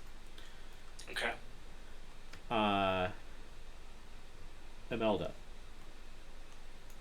I don't trust that there aren't more of those steps. So what I'm going to do is go back and grab that spear that was up on the wall, and then use that to test the ground as I move forward. Great. That does help quite a lot. In fact, actually, Tars. Oh, you rolled high enough to see where it was before, so I'll say you were able to kind of like hop over it, but no one else necessarily knows exactly where it is. Oh yeah. Okay. Yeah, you rolled a 20 on your perception before, so I'd say Yeah. and with your better dark visibility, I'd say you knew like exactly kind of where the boundaries of it were. Well, hopefully, since I didn't say anything, my companions saw where I ran around it. Kind of, but yes, with having a pole or something like that, you can automatically succeed essentially. Yeah. Imelda. The thing is that I don't think I could do that all in one round. So let's make. Yeah. Yeah. So you're run and grab the spear, which you can get up to it and use your interact, and then you'd have your move. Or Okay, no, but then we'll move. or your dash. Additional. Yeah. Yeah, and then we'll dash back so that I can start doing that maybe next turn. Great. By the way, that when I disturb that spear, it doesn't like open a trap door or anything, does it? It does not. Okay. Good. Yes, you pick it up. It was just resting there, and it appears to just be a normal spear. Okay.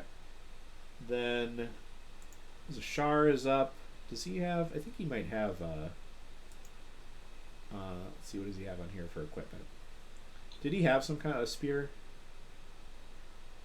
Zashar, I think he just has his sword now. I think he threw that spear away. He still has a javelin listed on his character sheet. Okay. So you could probably. Probably pick that up from an orc or something. Actually, he rolled really well on his perception, so he's pretty confident he can get through. He's going to run up. He's actually has enough movement to get just in front of Diabrath. All right, Diabrath, make your roll. All right. Rolled 8. An 8. You move and act normally. Your head briefly. You get a moment of lucidity. Oh. How did I get here? What's going on? Can I Call roll yourself. perception to see my surroundings, see what's going on? Yeah. I mean, you're already aware of what's going on. Yeah, you're like. Yeah. Well, do I see any threats? Like. No, not immediately. I'll move up to this edge, near the stairs. Okay. Your party And look seems to down. be like about ready to tackle you. Okay. Maybe well, I think I'll step back, I guess. Okay. In Uh, fact, I mean, they're probably like, get a hold of yourself. What's wrong with you? well, all I remember was stepping on that spear, and then everything kind of went cloudy, and I don't know if I'm done with the effects of this, whatever this is. Maybe you guys should get your distance away from me. All right, that's what you say. Do you want to take any actual action? Like you said, did you want to step back? Like which direction? I'm just gonna sit down. You're gonna sit down. Good.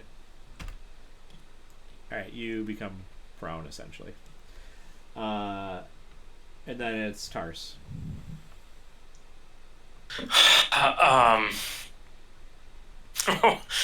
Well, Dybroth, why don't you drop your sword? Well, And I'm going to unfortunately, he didn't. cast. Yeah, I'm going to cast Blade Ward on myself again because it only lasts one turn. Oh, is that a cantrip? Yeah, it's a cantrip, one turn. Oh, okay. It lasts until the end of my next turn. So, Neat. yeah, I suppose I'll I'm gonna just step off to the side a little bit so I'm maybe not quite next to him anymore. Okay. And wave in Imelda. Okay. Great. In that case, Imelda, you're up. The biggest danger here is that Diabroth damages himself or others, so I'll do a vicious mockery on him. Wisdom save.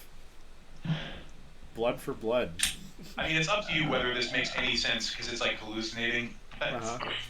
18 on my wisdom save. Oh, you managed to make that save. Well, then nothing happens. But anyway, I'll move forward as much as I can and sort of start picking my way across this area. Okay. And try and like if I find any sort of other paper areas, I'll just like bust through them with the point of the spear, so we don't need to go through this again. Yep. All right. All right. Let me double check one thing.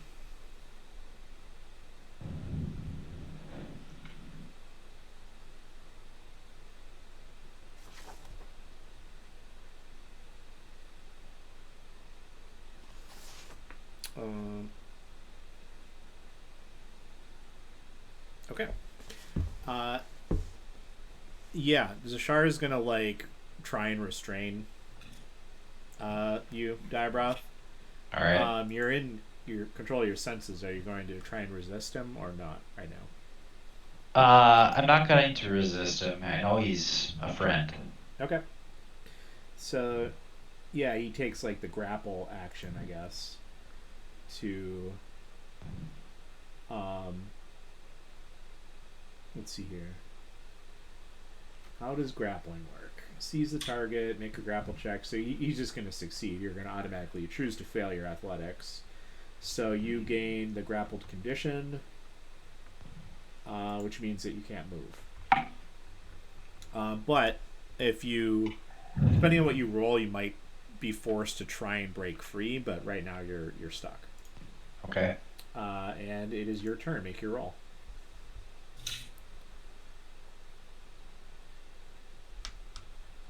5.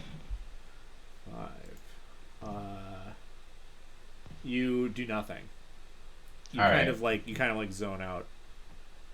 I'm just zoning here. Yeah. All right. Tars.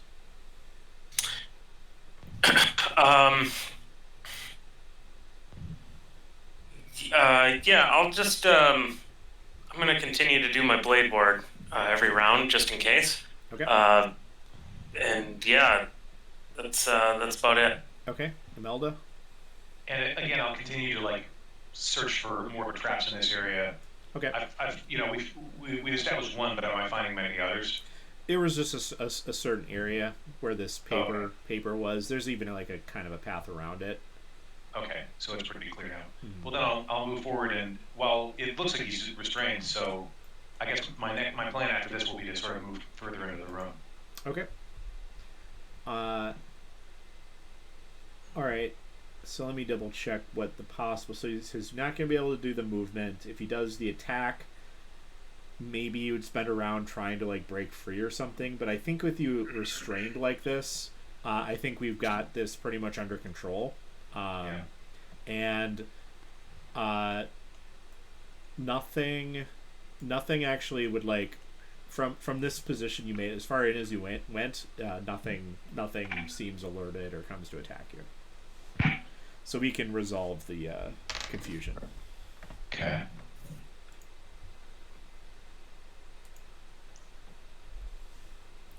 Although I mean, I guess it would take about 30 seconds. So in those 30 seconds, would anyone want to go further into the cave, or are you going to stay close by? I mean, no further than maybe 10 or 15 feet beyond where we're at. Okay. I'll take cover behind that next pillar and see what else I can see. Okay. Great. In that case, I can perception if you'd like. yes. And I can do the same. 16 this time. Okay. And Amella's perception once again sucks. Okay. Tars, you think you see signs of something moving, maybe more than one thing, in the deep back reaches of the cave. Maybe that's what that gate's all about, is keeping things in. I'll migrate back to my party and relay the information. Okay. So yes, guys, there's possibly some large shadowy shapes in the distance, and this gate at the bottom of these steps looks to be both to keep us from getting in there and from whatever's in there from getting out. Okay. Minimizing my sort of visible profile. So I have this light behind me. So I'm going to try and like get down low, so I'm not, I'm being as unobtrusive as I can. Sure. Kind of creep over to the edge and see what I can see. Great. You can roll perception. You don't fall in. You can roll perception. I hope I do it. No, oh my god, I just cannot roll perception today. It's like I haven't gotten anything over a 5. So this time the perception is a total of 8. Yeah, in fact, you don't see any sign of what he spotted. It must be that superior dark vision he has. Either that or Tark's just imagining things. Wouldn't be the first time.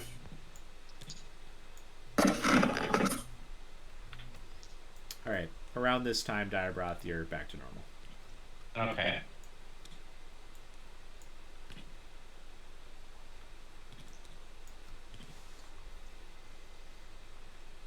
Well, should we all move up together? Yeah, let's do that. Yeah, let's all advance. So wait, just overlooking this gate thing, is there like a ladder or something going down in there? Stairs, right? There are some stairs. Oh, I didn't see that. And in fact, there is a hook with some keys on it at the top of the stairs. I'll be taking those. Oh, it's probably for the gate down below.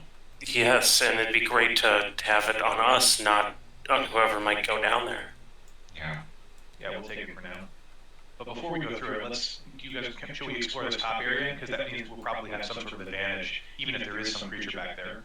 I Yeah. think we should. Just out of curiosity, would you like me to go closer to the front, either first or second now? That's probably wise. Just seeing as where we are. I mean, Zashar's got pretty good dark vision or low light vision or whatever he has, but... Yeah, in fact, he would be totally at home here. So we'll change our marching order to reflect that. Yeah. Okay. All right. You get up about yay far, and you can get a better look now that there's like a narrow passage leading to the left, or the rest of this room pretty much just is a little narrow walkway that leads to, well, it looks like there's maybe like some weapons and like a training dummy set up back there. And you could probably, if any of you want to get close to the edge, I would allow another perception roll. Yeah. I could... I don't see anything. I rolled a 3. I'll do the same. 14. Yeah, you catch maybe just the tiniest little glimpse of something, but it seems like there's something maybe back, like behind this pillar, but you can't make out what it is. I'm just going to wave my party the other way. Let's explore the rest of this level and ignore that. Okay. Since we can't get a good look, I don't want to spend too much time drawing things nearer to us. Okay. Shh. I want to look at the weapon rack. Oh? See what's on the weapon. Okay. What kind of weapon there? Sure. There is A few very poor quality like short swords, but it's mostly like wooden weapons. It seems like a little training area, and there is some human-sized dummies stitched out of like Okay. cloth. They've like have like kind of ridiculous expressions painted on their faces, like cartoony. Yeah. This is the place where if we were epic level, we would be able to like analyze the impacts on the dummy to like find the weak point in their fighting style. Oh, yeah. Practically speaking, there's no way in hell we're strong enough to do that though. Actually, there is a couple other things besides the weapons. There also are like some long poles that have like a lasso at the end of them. And like whips and some like prodding tools. Okay. That's probably for taming the beasts that are down there. Drakes. Okay. Well, should we check out this little corridor? I think so. Let's go ahead. All right. What order? This is single file through here. I'd like to stay up near I front. guess it should be Jashar first then. I mean, he's happy to go first unless Diabroth objects. It's lighted with torches down here, right? I can still see. Yeah.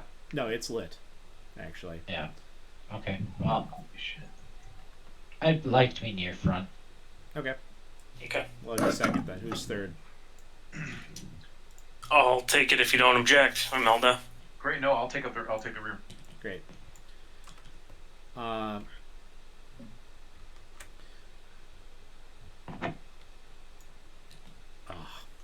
well. As you proceed down the passageway, there is a fork in the path, one to the left and to the right. To the left would double back on where we already came from. It would. Yeah, looks like that. Well, should we go to the right then? And when it goes to the left, and it actually goes down as if it's like underneath the area you came from before. Oh, just goes deeper. I wonder if there's another gate there, but let's just keep that in mind. Yeah.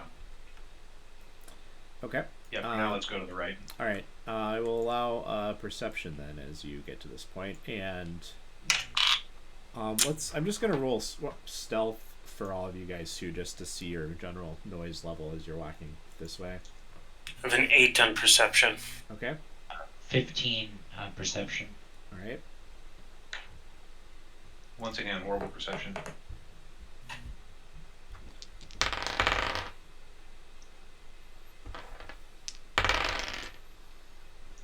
Okay. In that case, they weren't being very noisy right now.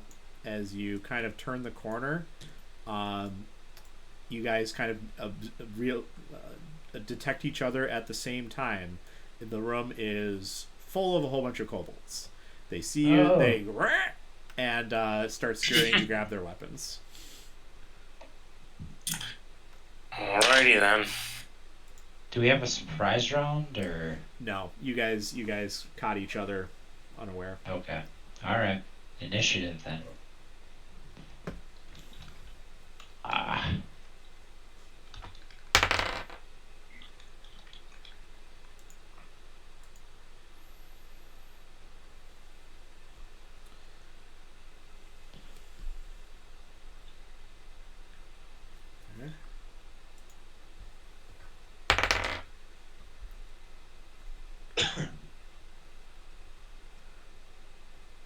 So let's see here. 14, 15, 3. Diabrath. Those initiatives. I know. They were good earlier.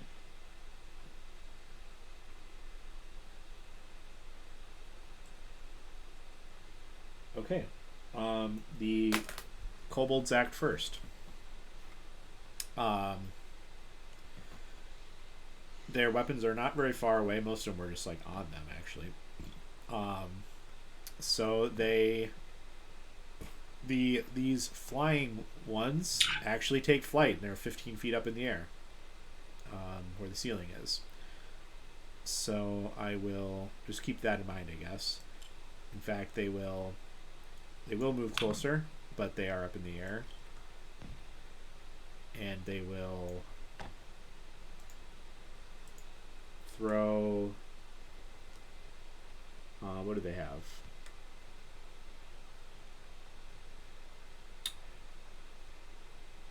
Well, they don't really have much of a ranged weapon, actually. They're holding rocks, but they're up in the air. So maybe they would actually double move. Yeah, let me do that.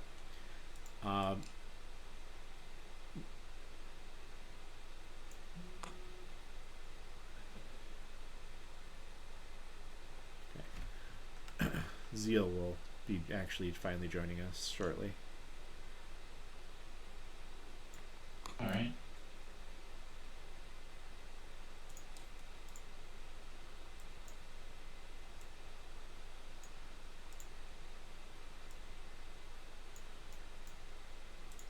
Oh, there you go.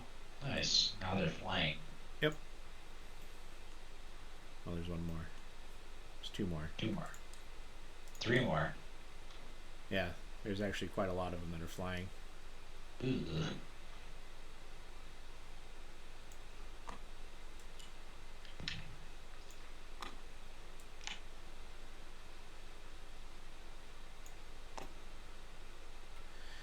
And you guys have a fair amount of ranged capability, but not enough for quite this many guys at once.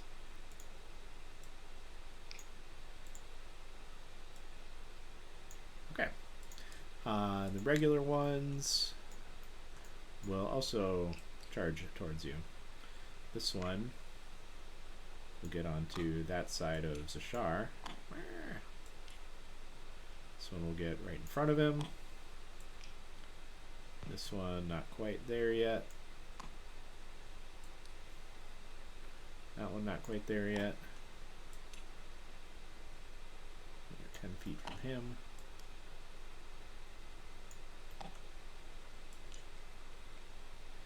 I don't have to worry about fireballs yet from you guys.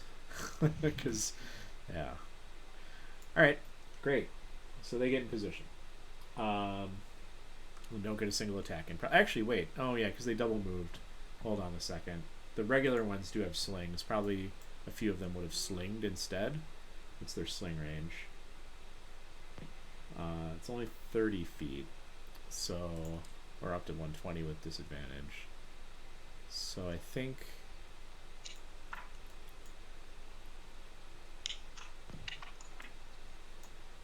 Yeah.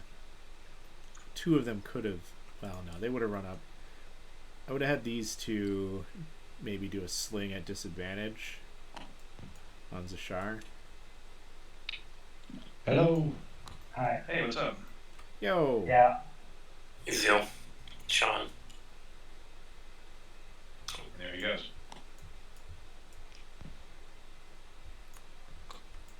Okay. Yeah, you know what? I'll do 3 slings at disadvantage on Zashar. Alright. Yeah. Can you hear me for once? Yeah, we can hear you. Awesome.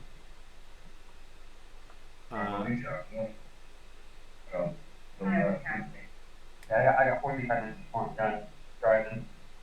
Okay. Yeah, it's a little bit garbled. Hopefully you can hear us okay. We're not gonna. I'm not gonna bring you into this combat. But go ahead and listen in. Why not? I assumed everything 30 feet away. Well, it's a little. There's a lot of dudes on the map right now. Alright. Appreciate it. Alright, Zashar's getting hit by 1 sling. Let's see, second attack, or second guy, but hit by 2, even at disadvantage. Third one misses. I said there's 3. Yeah. Yeah. So 2 hits for a total of 3 plus 5, 8 bludgeoning damage. Great. And then it is Imelda. This would be the perfect opportunity to Thunderwave, except that I'm worried about the noise that it would create. So instead, I'm just going to drop the spear. That's free. Draw my rapier, which I'm actually proficient with, and move up to 8. I'll just move up to the closest one and attack it. Great. You can do that. That's going to be a 7 to hit. No luck. Yeah. Okay. So then it is Tars. Closest one of the flying bastards. Okay. I'll be hitting him. Okay. I won't be hitting him. I rolled a 2, so that's a 7. No. No go. In that case, Char's up. I definitely think he's going to rage. This will be his second and last rage of the day. Actually, maybe he wouldn't. I don't know. What do you think? Well, wait a second. Is he a second level He's a second level barbarian now, right? He leveled up. Yeah. So he's a second level barbarian, yeah. Yeah, you have to long rest to... maybe he wouldn't. I don't know if he needs the extra damage against kobolds. I think that he would probably... But the damage resistance, though, and he's up at the front of the party. And he just took 8 damage.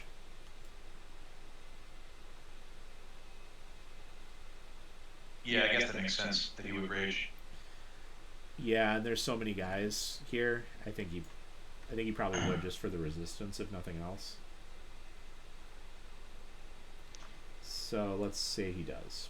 So that's +2 to damage and half damage from all physical stuff. And he'd probably attack the kobold that Imelda tried to attack. So, actions. Longsword. That hits. For... Well, what do you have is... he has a shield, doesn't he? Does he use a shield? I'm honestly not sure. I don't remember either. Yes, he does. So, yeah, we'll say he was using the shield. So, anyway, he does 9 damage. He kills one.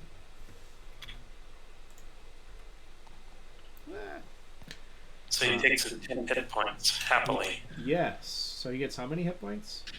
At first level, I have to check.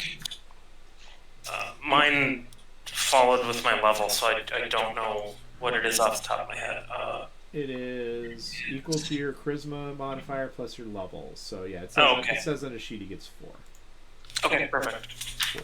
So that's his total level, not his... That's right. It's your character level, not your warlock level that gives you those... Oh, no. This one specifically says warlock level. Warlock level. Oh. It's from your... With charisma +1 then. Yeah. So 4, that's still plenty for him, because he can take it practically every turn. Yeah, he has a +3 charisma. Okay. And I don't think he would move really, so he's fine there. Then it is Diabroth. Could I get in a position where I could use my dragon breath at the flying ones, where I could get more than one? They are 15 feet up. I would say you could get 2 of them. Because it would just be at the end. Because what's the range actually on your thing? 30 feet. 30 feet. Hey. Yo. Yeah. We're in battle. Good timing. It seemed like it could have been dire when I left. It got dire. Yeah. Wait, was it the bats? Which one was it when you left? I left during mushrooms, but we were just trying to run by them without fighting. Well, that actually worked great, but in the next room, like, the ceiling was covered in bats, and there were some stirges hidden in it. which Gross. nearly took us all down. So we retreated to the entrance and took a short rest, and now we continue back in. Okay, I'm gonna roll a couple hit dice for the short rest then, because I was low. We rolled for you because I kept your token great. in for the battle. Yeah, that's fine. What am I at now? Your current hit points you've used. Did you use? No. So you still have a D8 hit dice left. I used both your barbarian ones. Yeah, that makes And sense. your current hit points, because you just got hit, is 16 out of 25, and then Perfect. you also have 4 temporary. Okay. And you're currently riding high on your second and last rage of the day. Yeah, we opted to use your last rage because you stumbled into a room with like I was like surrounded by a bunch of things. like a dozen kobolds. So yeah. Yeah, I need the damage resistance for that. Yeah. Yikes. Are they all flying? Many of them are. There's 5 flying, and there were 6 on the ground. You killed one. Looks like there's 6 flying. You're right. There's 6 flying. Yeah, it was Well, half and well, half. Kobolds are the perfect thing for the temporary hit points to kick in for. Yes. So yours is a line, right? It's a line, 30-foot range. I would say because of the angle, the best you could do is get 2 of them. Each creature in the area of the exhalation must make a saving throw. Make a DC 11. Dex. Which 2 do you want to hit? You could do like these 2. You could do these 2. The 2 on the left. Okay. So you probably will need to move to like here. Yeah. Okay. And what's the DC? It's what? Dexterity? DC 11 Dex. Yeah. Okay. DC 11. They actually both fail. All right. They both take 7 Okay. lightning damage. That is exactly enough. Ooh, 2 down. Nicely done. In that case, back to Tars. No, sorry, back to kobolds. Sorry, I was looking at the wrong initiative. I should scribble these up. I should scribble these out when they're done. There we go. Okay, no, kobolds are up. And they're like, "Wah!" They're like very alarmed when they see the Diabroth shoot electricity, and they actually are like, somebody here speaks Draconic, right? I do. They're like, they say something equivalent of like, that's like, is he one of the gods? Like, that's whatever word they refer to like as dragons. Like, is he like, descended from them? I'm not one of your gods. But Consider me your devil. Nice. Evil. All right, the sling guys are gonna move closer and make sling attacks.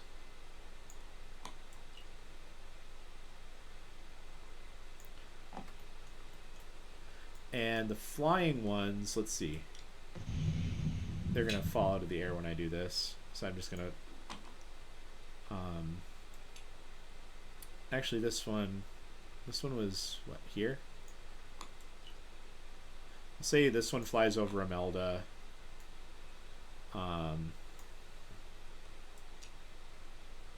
This one flies over Zashar. And these 2 probably can't get. Well, they could double move.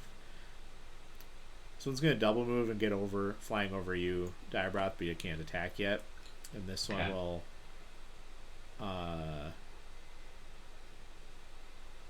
He's just gonna end up kind of in the middle here.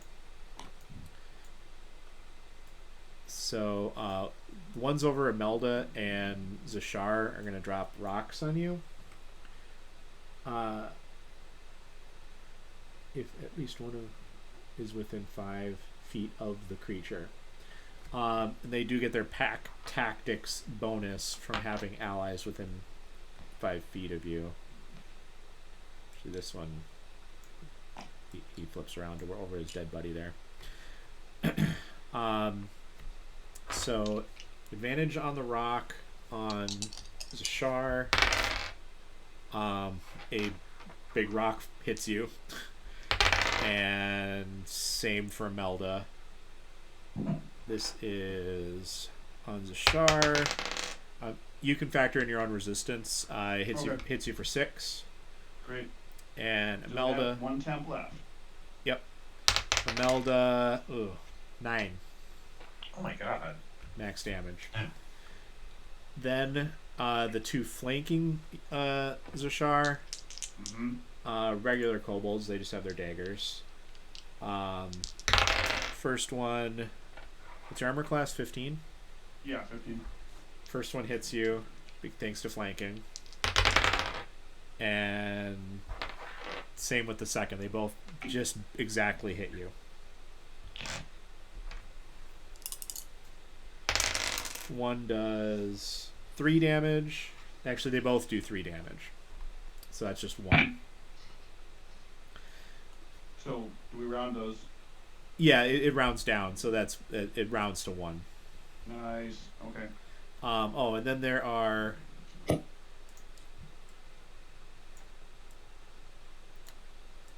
3 more with slings. 2 can attack at advantage because of pack tactics, and they're ganging up on Jashar. That's what they do. 1 hits with a sling. Oops, there goes my die. And they both hit. The one without advantage because of her distance. Ooh. Okay, 3 slings hit you as well. Alright, what's the damage? One of them is just 3, one of them is 4, and the last one is also 4. Alright. So 1, 2, and 2. Well, I'm at 10 hit points, which is fine if they don't all target me, but we'll see. I gotta drop one of them. Yeah. Great. So then it is Imelda. Okay, so the one that you represented as lying by me is actually hovering above me. Correct.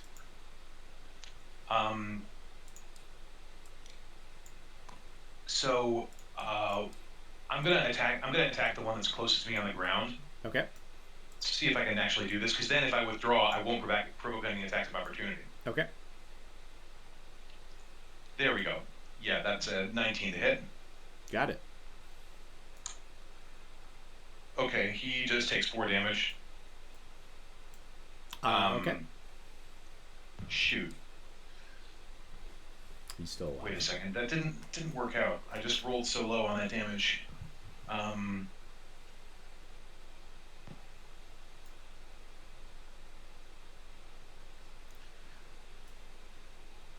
Should still be one. You know more. what? I am gonna move away and suck up the attack of opportunity from that one kobold. Okay. Yeah, he doesn't have his pack tactics on you. Yeah, I just cannot afford to have them get advantage of me so much. Okay. Armor class 15? 14. 14? Yeah, he gets you. For max damage 6. Alright, so move me back 30 feet, please. And I'm going to, as my reaction, use Healing Word. I can't afford to be at 1 hit point here.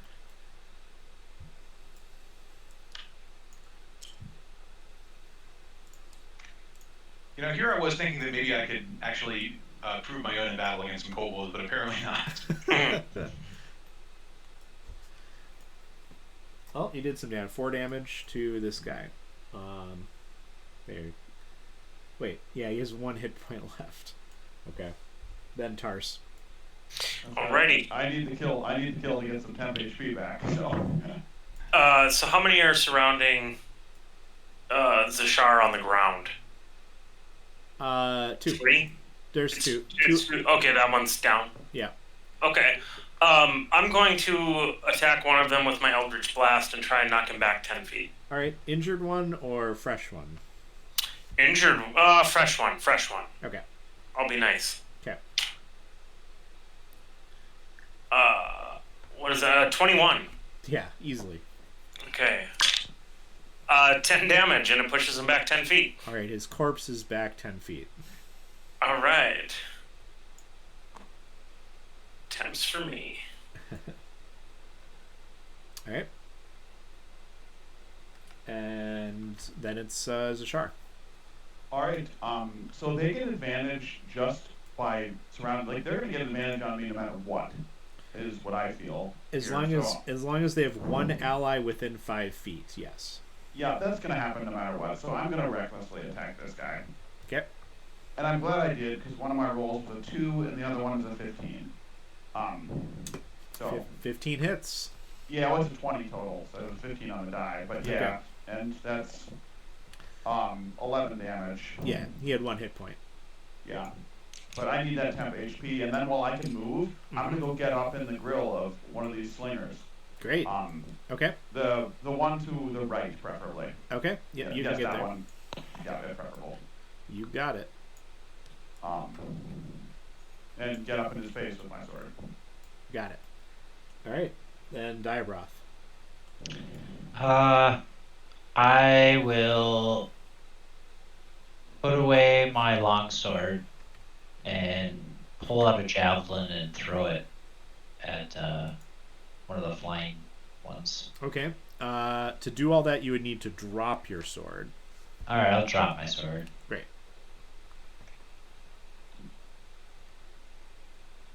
All right, 24 to hit.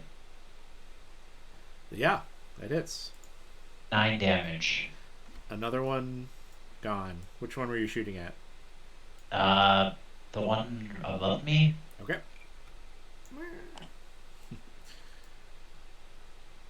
Okay, they're up.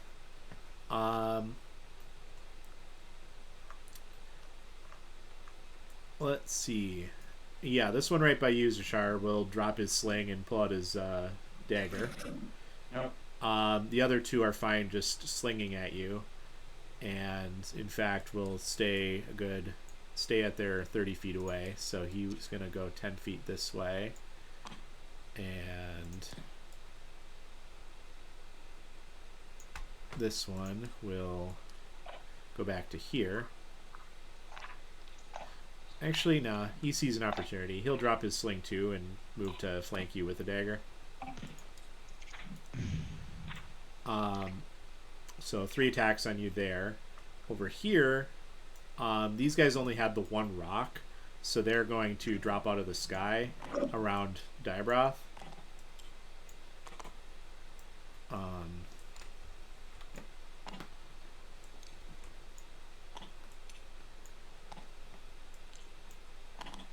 One of them is gonna... Oh, man. Jesus. You should have just left it when it was down. I know. In the first place. Oh. And you were tempted. You had to make it a little better. Uh-huh. He's falling on the other figure. Yeah, that's right. Diabroth's tail is in the way. And the other kobold. There it is. There. We all know it's good enough.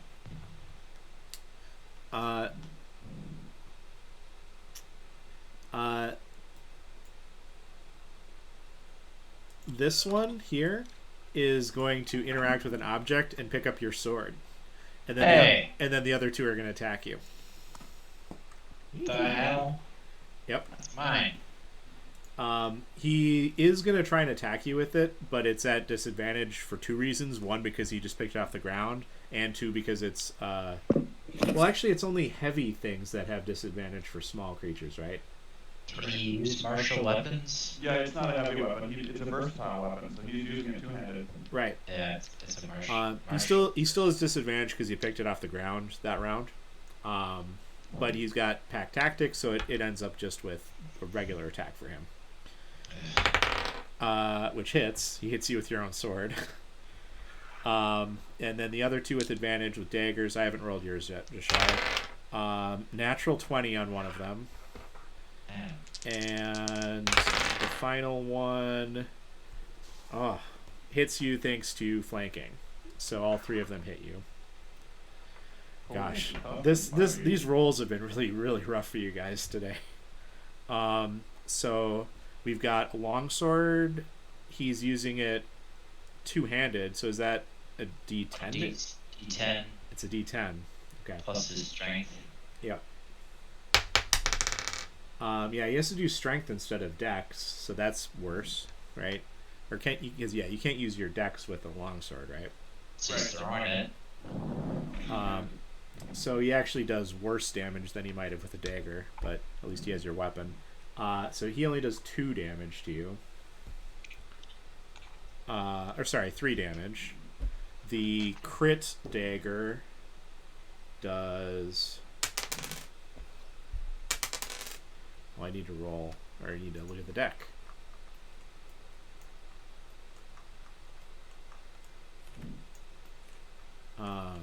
I see stars. Normal damage, and target takes a 20% miss chance for 4 rounds.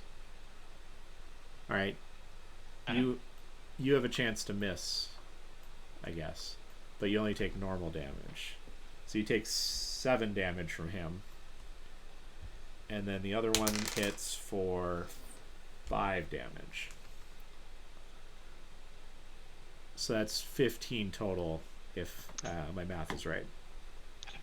Yeah, okay. Ouch. Yeah. Zashar, we've got 2 dagger attacks And flank. at advantage with flanking. That's 1 hit, 2 hits, and a sling. 3 hits. Wow. They don't miss. Yeah. When you attack at advantage in 5e, you're just gonna hit. Yeah. Almost always. 4 damage. 4 damage. Nice. And 3 damage. Great. So the temp took out most of it. That's still real good. Yep. Okay. The build is working as designed. Yes. Imelda. I'd like to dissonant whisper. No, I better save that. Can you zoom in on Diabroth, please? Mm-hmm. Okay, I'll just go and I'm going to flank the one that's got a sword. I'm just going to try and take it out. Okay.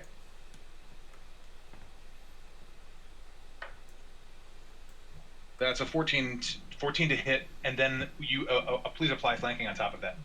15 hits. Great. And once again, the lousy damage roll. That's 4 points of piercing damage. Okay. It's injured. Man, I was really hoping I could roll higher than a 2 on this D8, but that didn't happen. Yeah. Perhaps you should do some training with Jay as well. It's been doing well for Zashar. Yeah. My sword would improve, but my ego wouldn't. Anyway, I'll yell something like, "You're not wield that sword." All right. Tars. Alrighty then. Yeah, I'm gonna. Which one's between? That Yeah. one's injured. The one that's flanked. The other 2 are fresh. Okay, I'll take a fresh one. Okay. Take a fresh one All right. Blast them. with a blast. That's an 18. That hits. The blast has high 10 damage. 10 damage kills. Unless it's really a 0, but I think it's 10. Come on. How long have you been using a D10? Many years, Mike. Yeah. So, Like literally how many? Like 25 You also- years or something? Christ, probably, yeah. I know for the longest time I actually thought that I was missing rolls with it, so. Did you take the thing where you add your charisma damage to the blast too, or no? I traded that out, so now it's a repelling blast, so it pushes them back 10 feet when I hit. Oh, nice. So it's hopefully to Also- disengage flanking and stuff. Yeah. Nice. Yeah, that matters a bit with the rules we're Yeah. playing with. Great. In that case, Zashar. I'm gonna smash one of these ones next to me, and again, since they're gonna get advantage no matter what, I may as well use a reckless attack. Okay. And nice, that'll hit too, because one of them is a 15, so it's 20 to hit. Very good. And too bad it doesn't give me advantage on the damage, but 7 damage. 7 does it. Which one? Good. The one in front of me. Okay. So good. That gives me my temps back. And then that's it. Okay. Diabroth. I'll pull up my Warhammer Okay. and attack the one that's injured. Okay. You'll be flanking this with me. Yeah.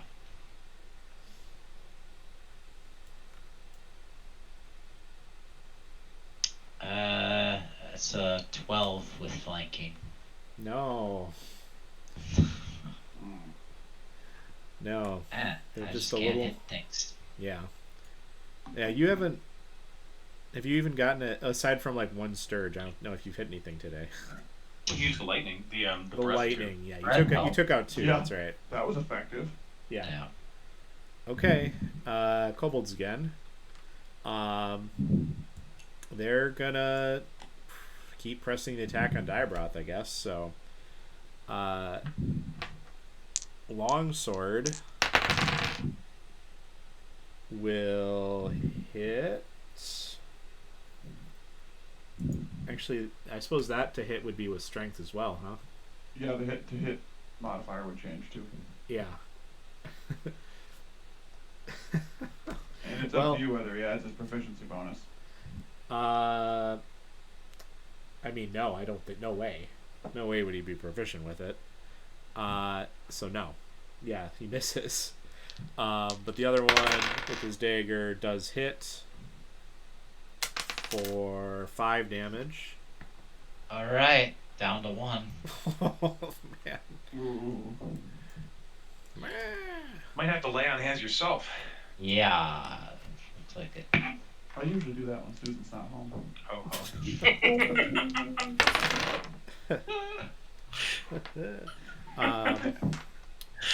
One of them misses Zashar, actually. And. Oh wow, first miss of the night. Yeah. Me. Yeah, they only need a 10 to hit you, so it's possible. I mean, it's really not that unlikely that one of them would miss. But the other one hits for 6 damage. Great. That's the temper still soaking it with the temp and the damage reduction. Makes a huge difference. Yep.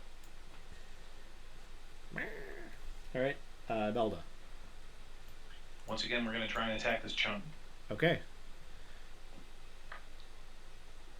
Cock dice, let me reroll that. This one only hits DC 13. Applying the flanking, I think that you said flanking is +1. Yep. That takes it to hitting DC 14. That hits. Oh, AC 14. Wow, they only had 14. Okay, great. Let's see if I can roll better than a 2 on my damage for this guy. No, I rolled a 1, so he takes 3 damage. 3 damage, and he previously took 4. That's right. So I think I finally do kill him. Yes. Oh yeah, min damage. Min damage took him out. All right. Would you like to move? Yeah, I'm gonna get on the other side of Diabroth and no, I think I will do that and flank and help Diabroth flank this chunk. Great. Tars. Because we only have three kobolds left, right? That's right. Great. Which one's the closest still standing to me? It'd So be you're back. Okay. the flying one. Sounds perfect. You can't see what's going on with Zashar from where you're standing. Okay. Oh.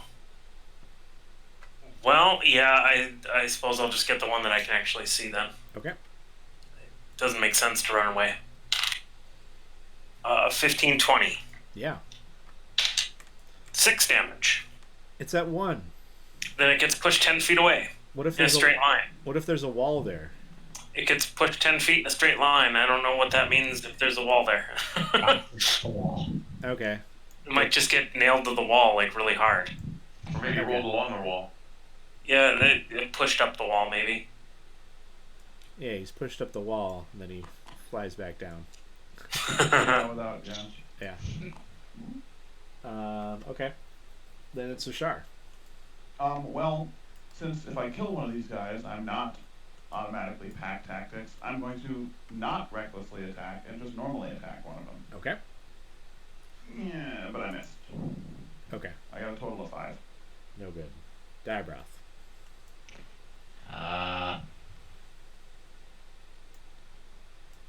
Well, let's see. I'm a little too far to attack one of those there. I'm gonna drop the warhammer and pull out a javelin. Oh. Oh wait, this thing's still alive, isn't it? Yeah, there's still one right next to you, man. Oh, okay. Never mind. I am going to hit it with my warhammer. Okay. Time. Please hit. No, I missed. That's an 8 total. Damn, dude. Damn it. Okay. It doesn't have pack tactics anymore. This kobold is going to try and flee. Which one? This one. The one with 1 hit point? Yeah, so it's going to fly. It is going to disengage, but it will do that in the air. So it ends up over here. It's gonna die. We all know it's gonna die. Diamond, kill him. Okay. Diamond nuts. Diamond. And then the 200 Zashar are gonna keep trying to fight. Bring it on. They might. I don't think they can take me down. They can certainly lower my hit points. Yeah. They could both crit or something. Yeah, it's possible. All right. Attack number 1 hits. Attack number 2 also hits. 3 damage. Okay. And 4 damage. All right. So I'm down to 7 actual hit points. No more 10. And Elda. Vicious mockery, the one who's trying to flee. Okay. That's the classic wisdom save DC 13. They don't have to. Do they have to know your language? Just out of curiosity. No, they just need to hear it. Plus, I can speak their language. I know you can. Just wonder for future reference. No, they don't. They need not only understand it, only be able to hear it. Great. It fails. Mock. 3 psychic damage takes it out. Actually, was this one injured? Yeah, it had 1 hit point. That's Yeah, I right. hit That's him with right. 6. All right. Wow. Would you like to move? Yeah, I'll move. I'll move and flank the one that's behind Zajar. Okay. Tars. I'm gonna move towards. Can I see anybody if I only move my 30? Yes, you can. In that case, I'll. Can I hit, or are they being blocked by Imelda? It'll have the +2 AC cover. I'll go for it. Okay. 16. That hits. All right. 2. 2? Okay. Still alive. But it gets pushed away. Oh, yeah. Does that provoke attack? No, sadly, no. They have to kind of try and do it themselves. It would just be too OP otherwise, because you Right. push and just like, oh, it triggers like 8 attacks of opportunity. Yeah. Zashar. I'm gonna step over at the one who just got shot and smack him. Okay. Again, I'm not being reckless. And that's more like it. That will definitely hit. Okay. It's a total of 23. Got him. And it did deal minimum damage, so I'm glad I attacked the injured one, because my minimum damage is only 6 when I'm raging. 6 is enough for a fully for a full HP kobold. Oh, nice. Well, I didn't know that, but Yeah. They had 7 hit points. The flying ones are stronger. The flying ones are dreadnought kobolds, right? I got my 10. So I got my 4 hit points, so that's good. Diabroth. Can I move up 30 feet, and would I still be in range with a javelin? Yep. Alright, I'll drop my warhammer and throw a javelin. Okay.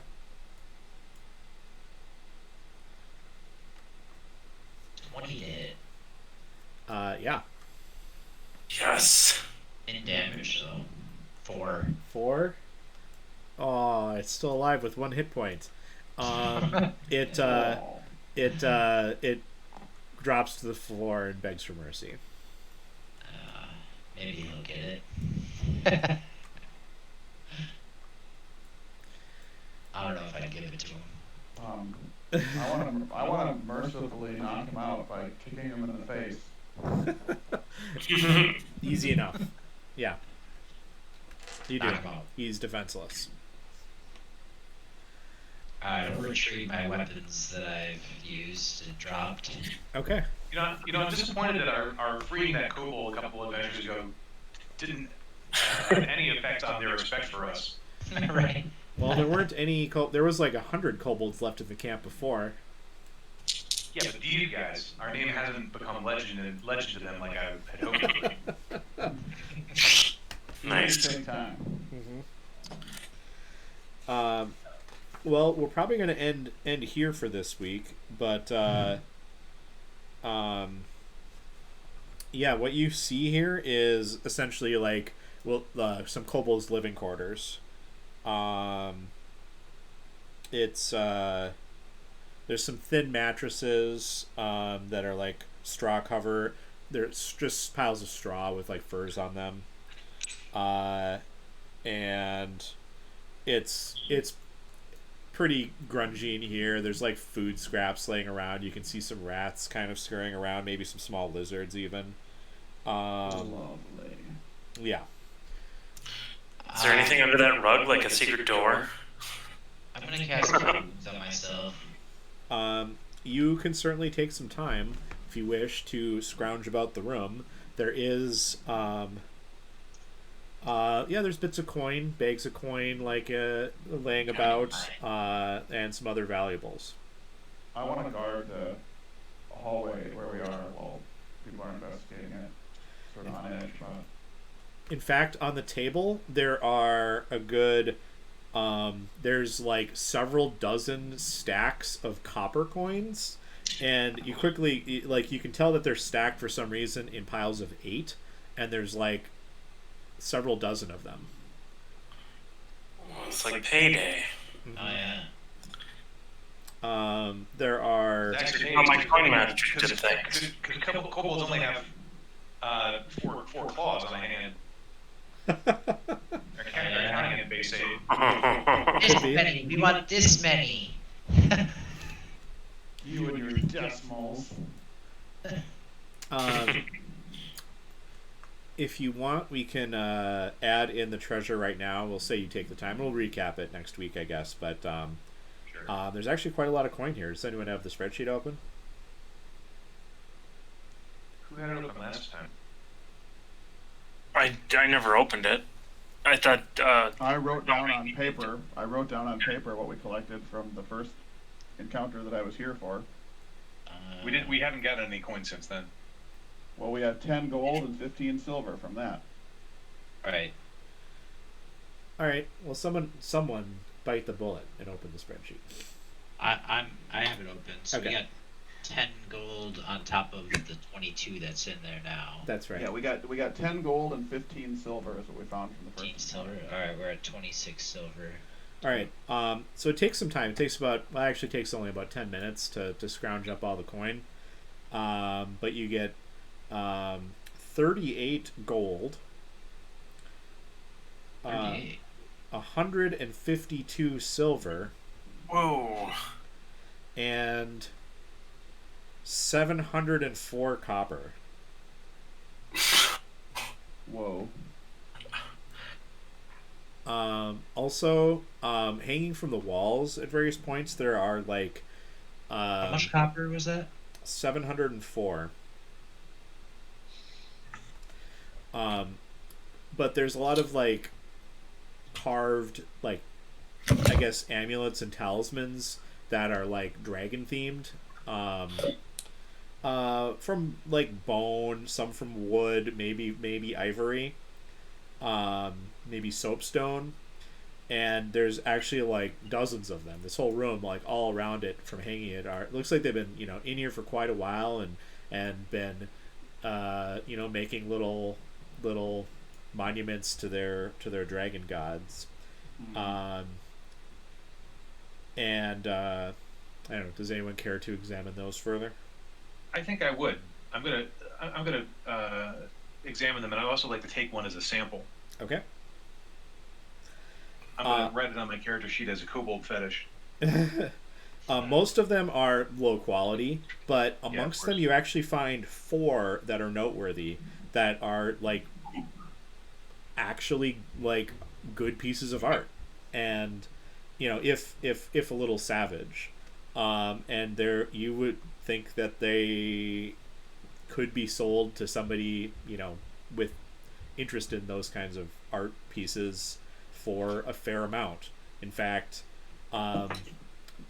they're worth different values. One is worth 50, 60, 70, and 100 gold. Holy shit! However, Well, than the coins. like if you were trying to sell these in like Greenest, you think you'd get like maybe 10 gold each for them. Like this, you'd need to be in like a bigger city and find somebody who cares about that kind of art. Well, fortunately, we're heading for Elturel next, so Yeah.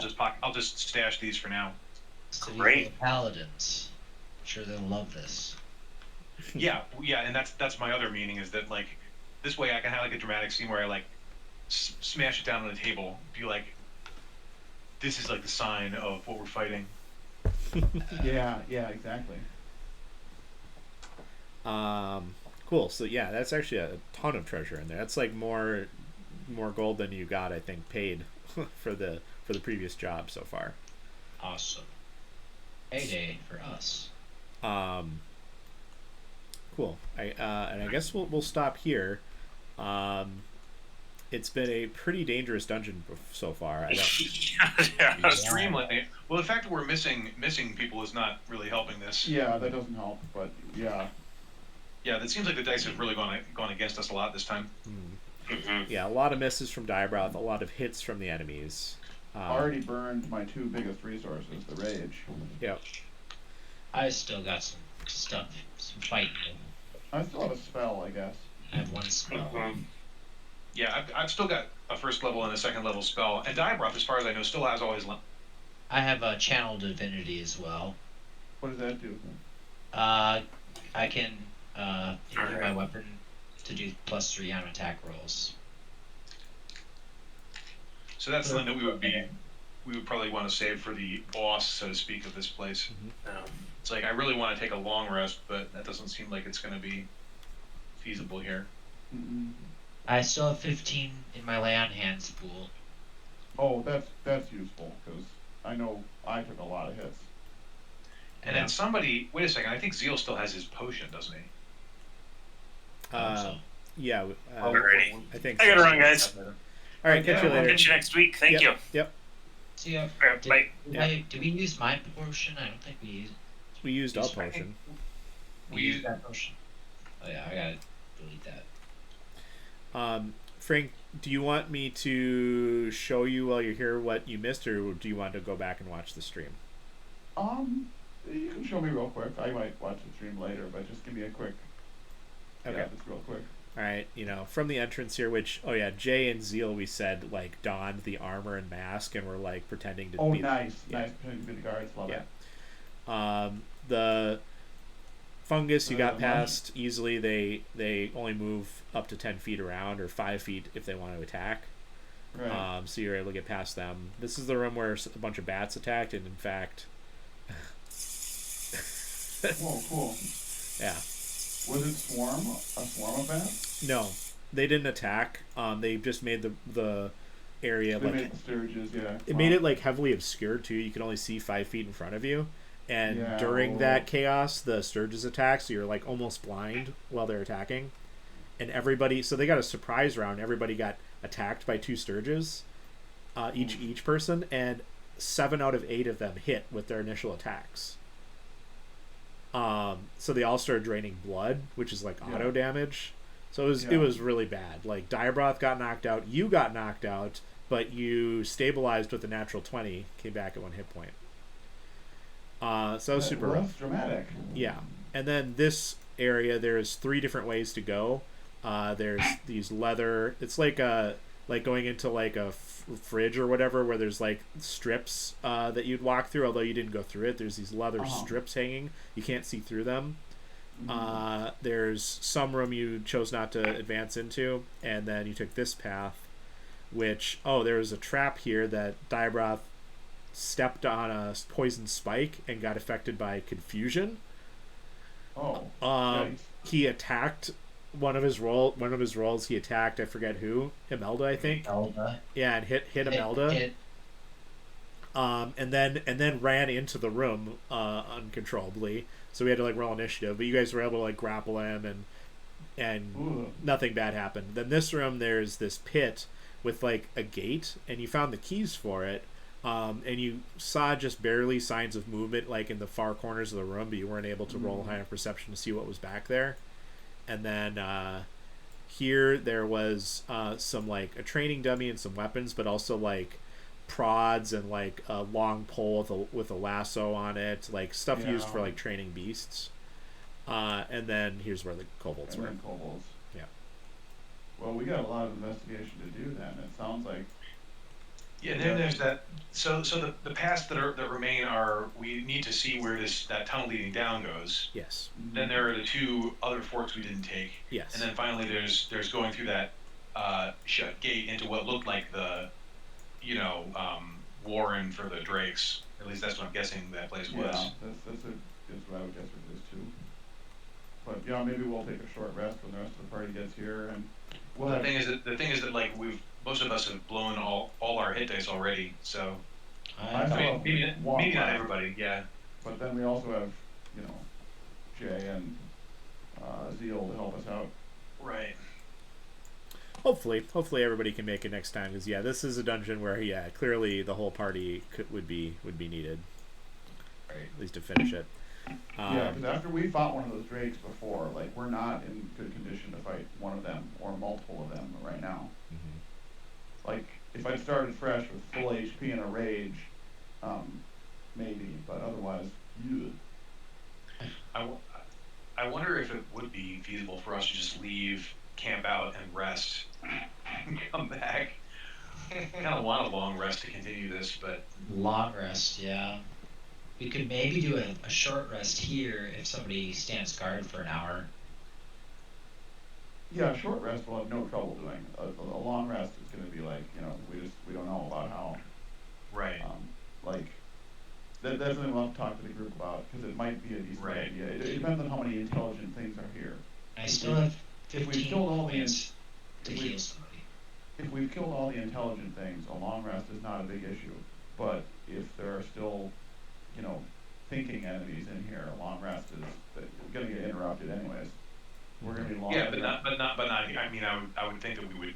Yeah, we leave do it outside. first. Yeah. Yeah, we do it outside. Well, anyway, that's a point to discuss with the group later. All right. Well, I guess we'll end there. Thanks, everybody. Thanks, And we'll Mike. catch you next time.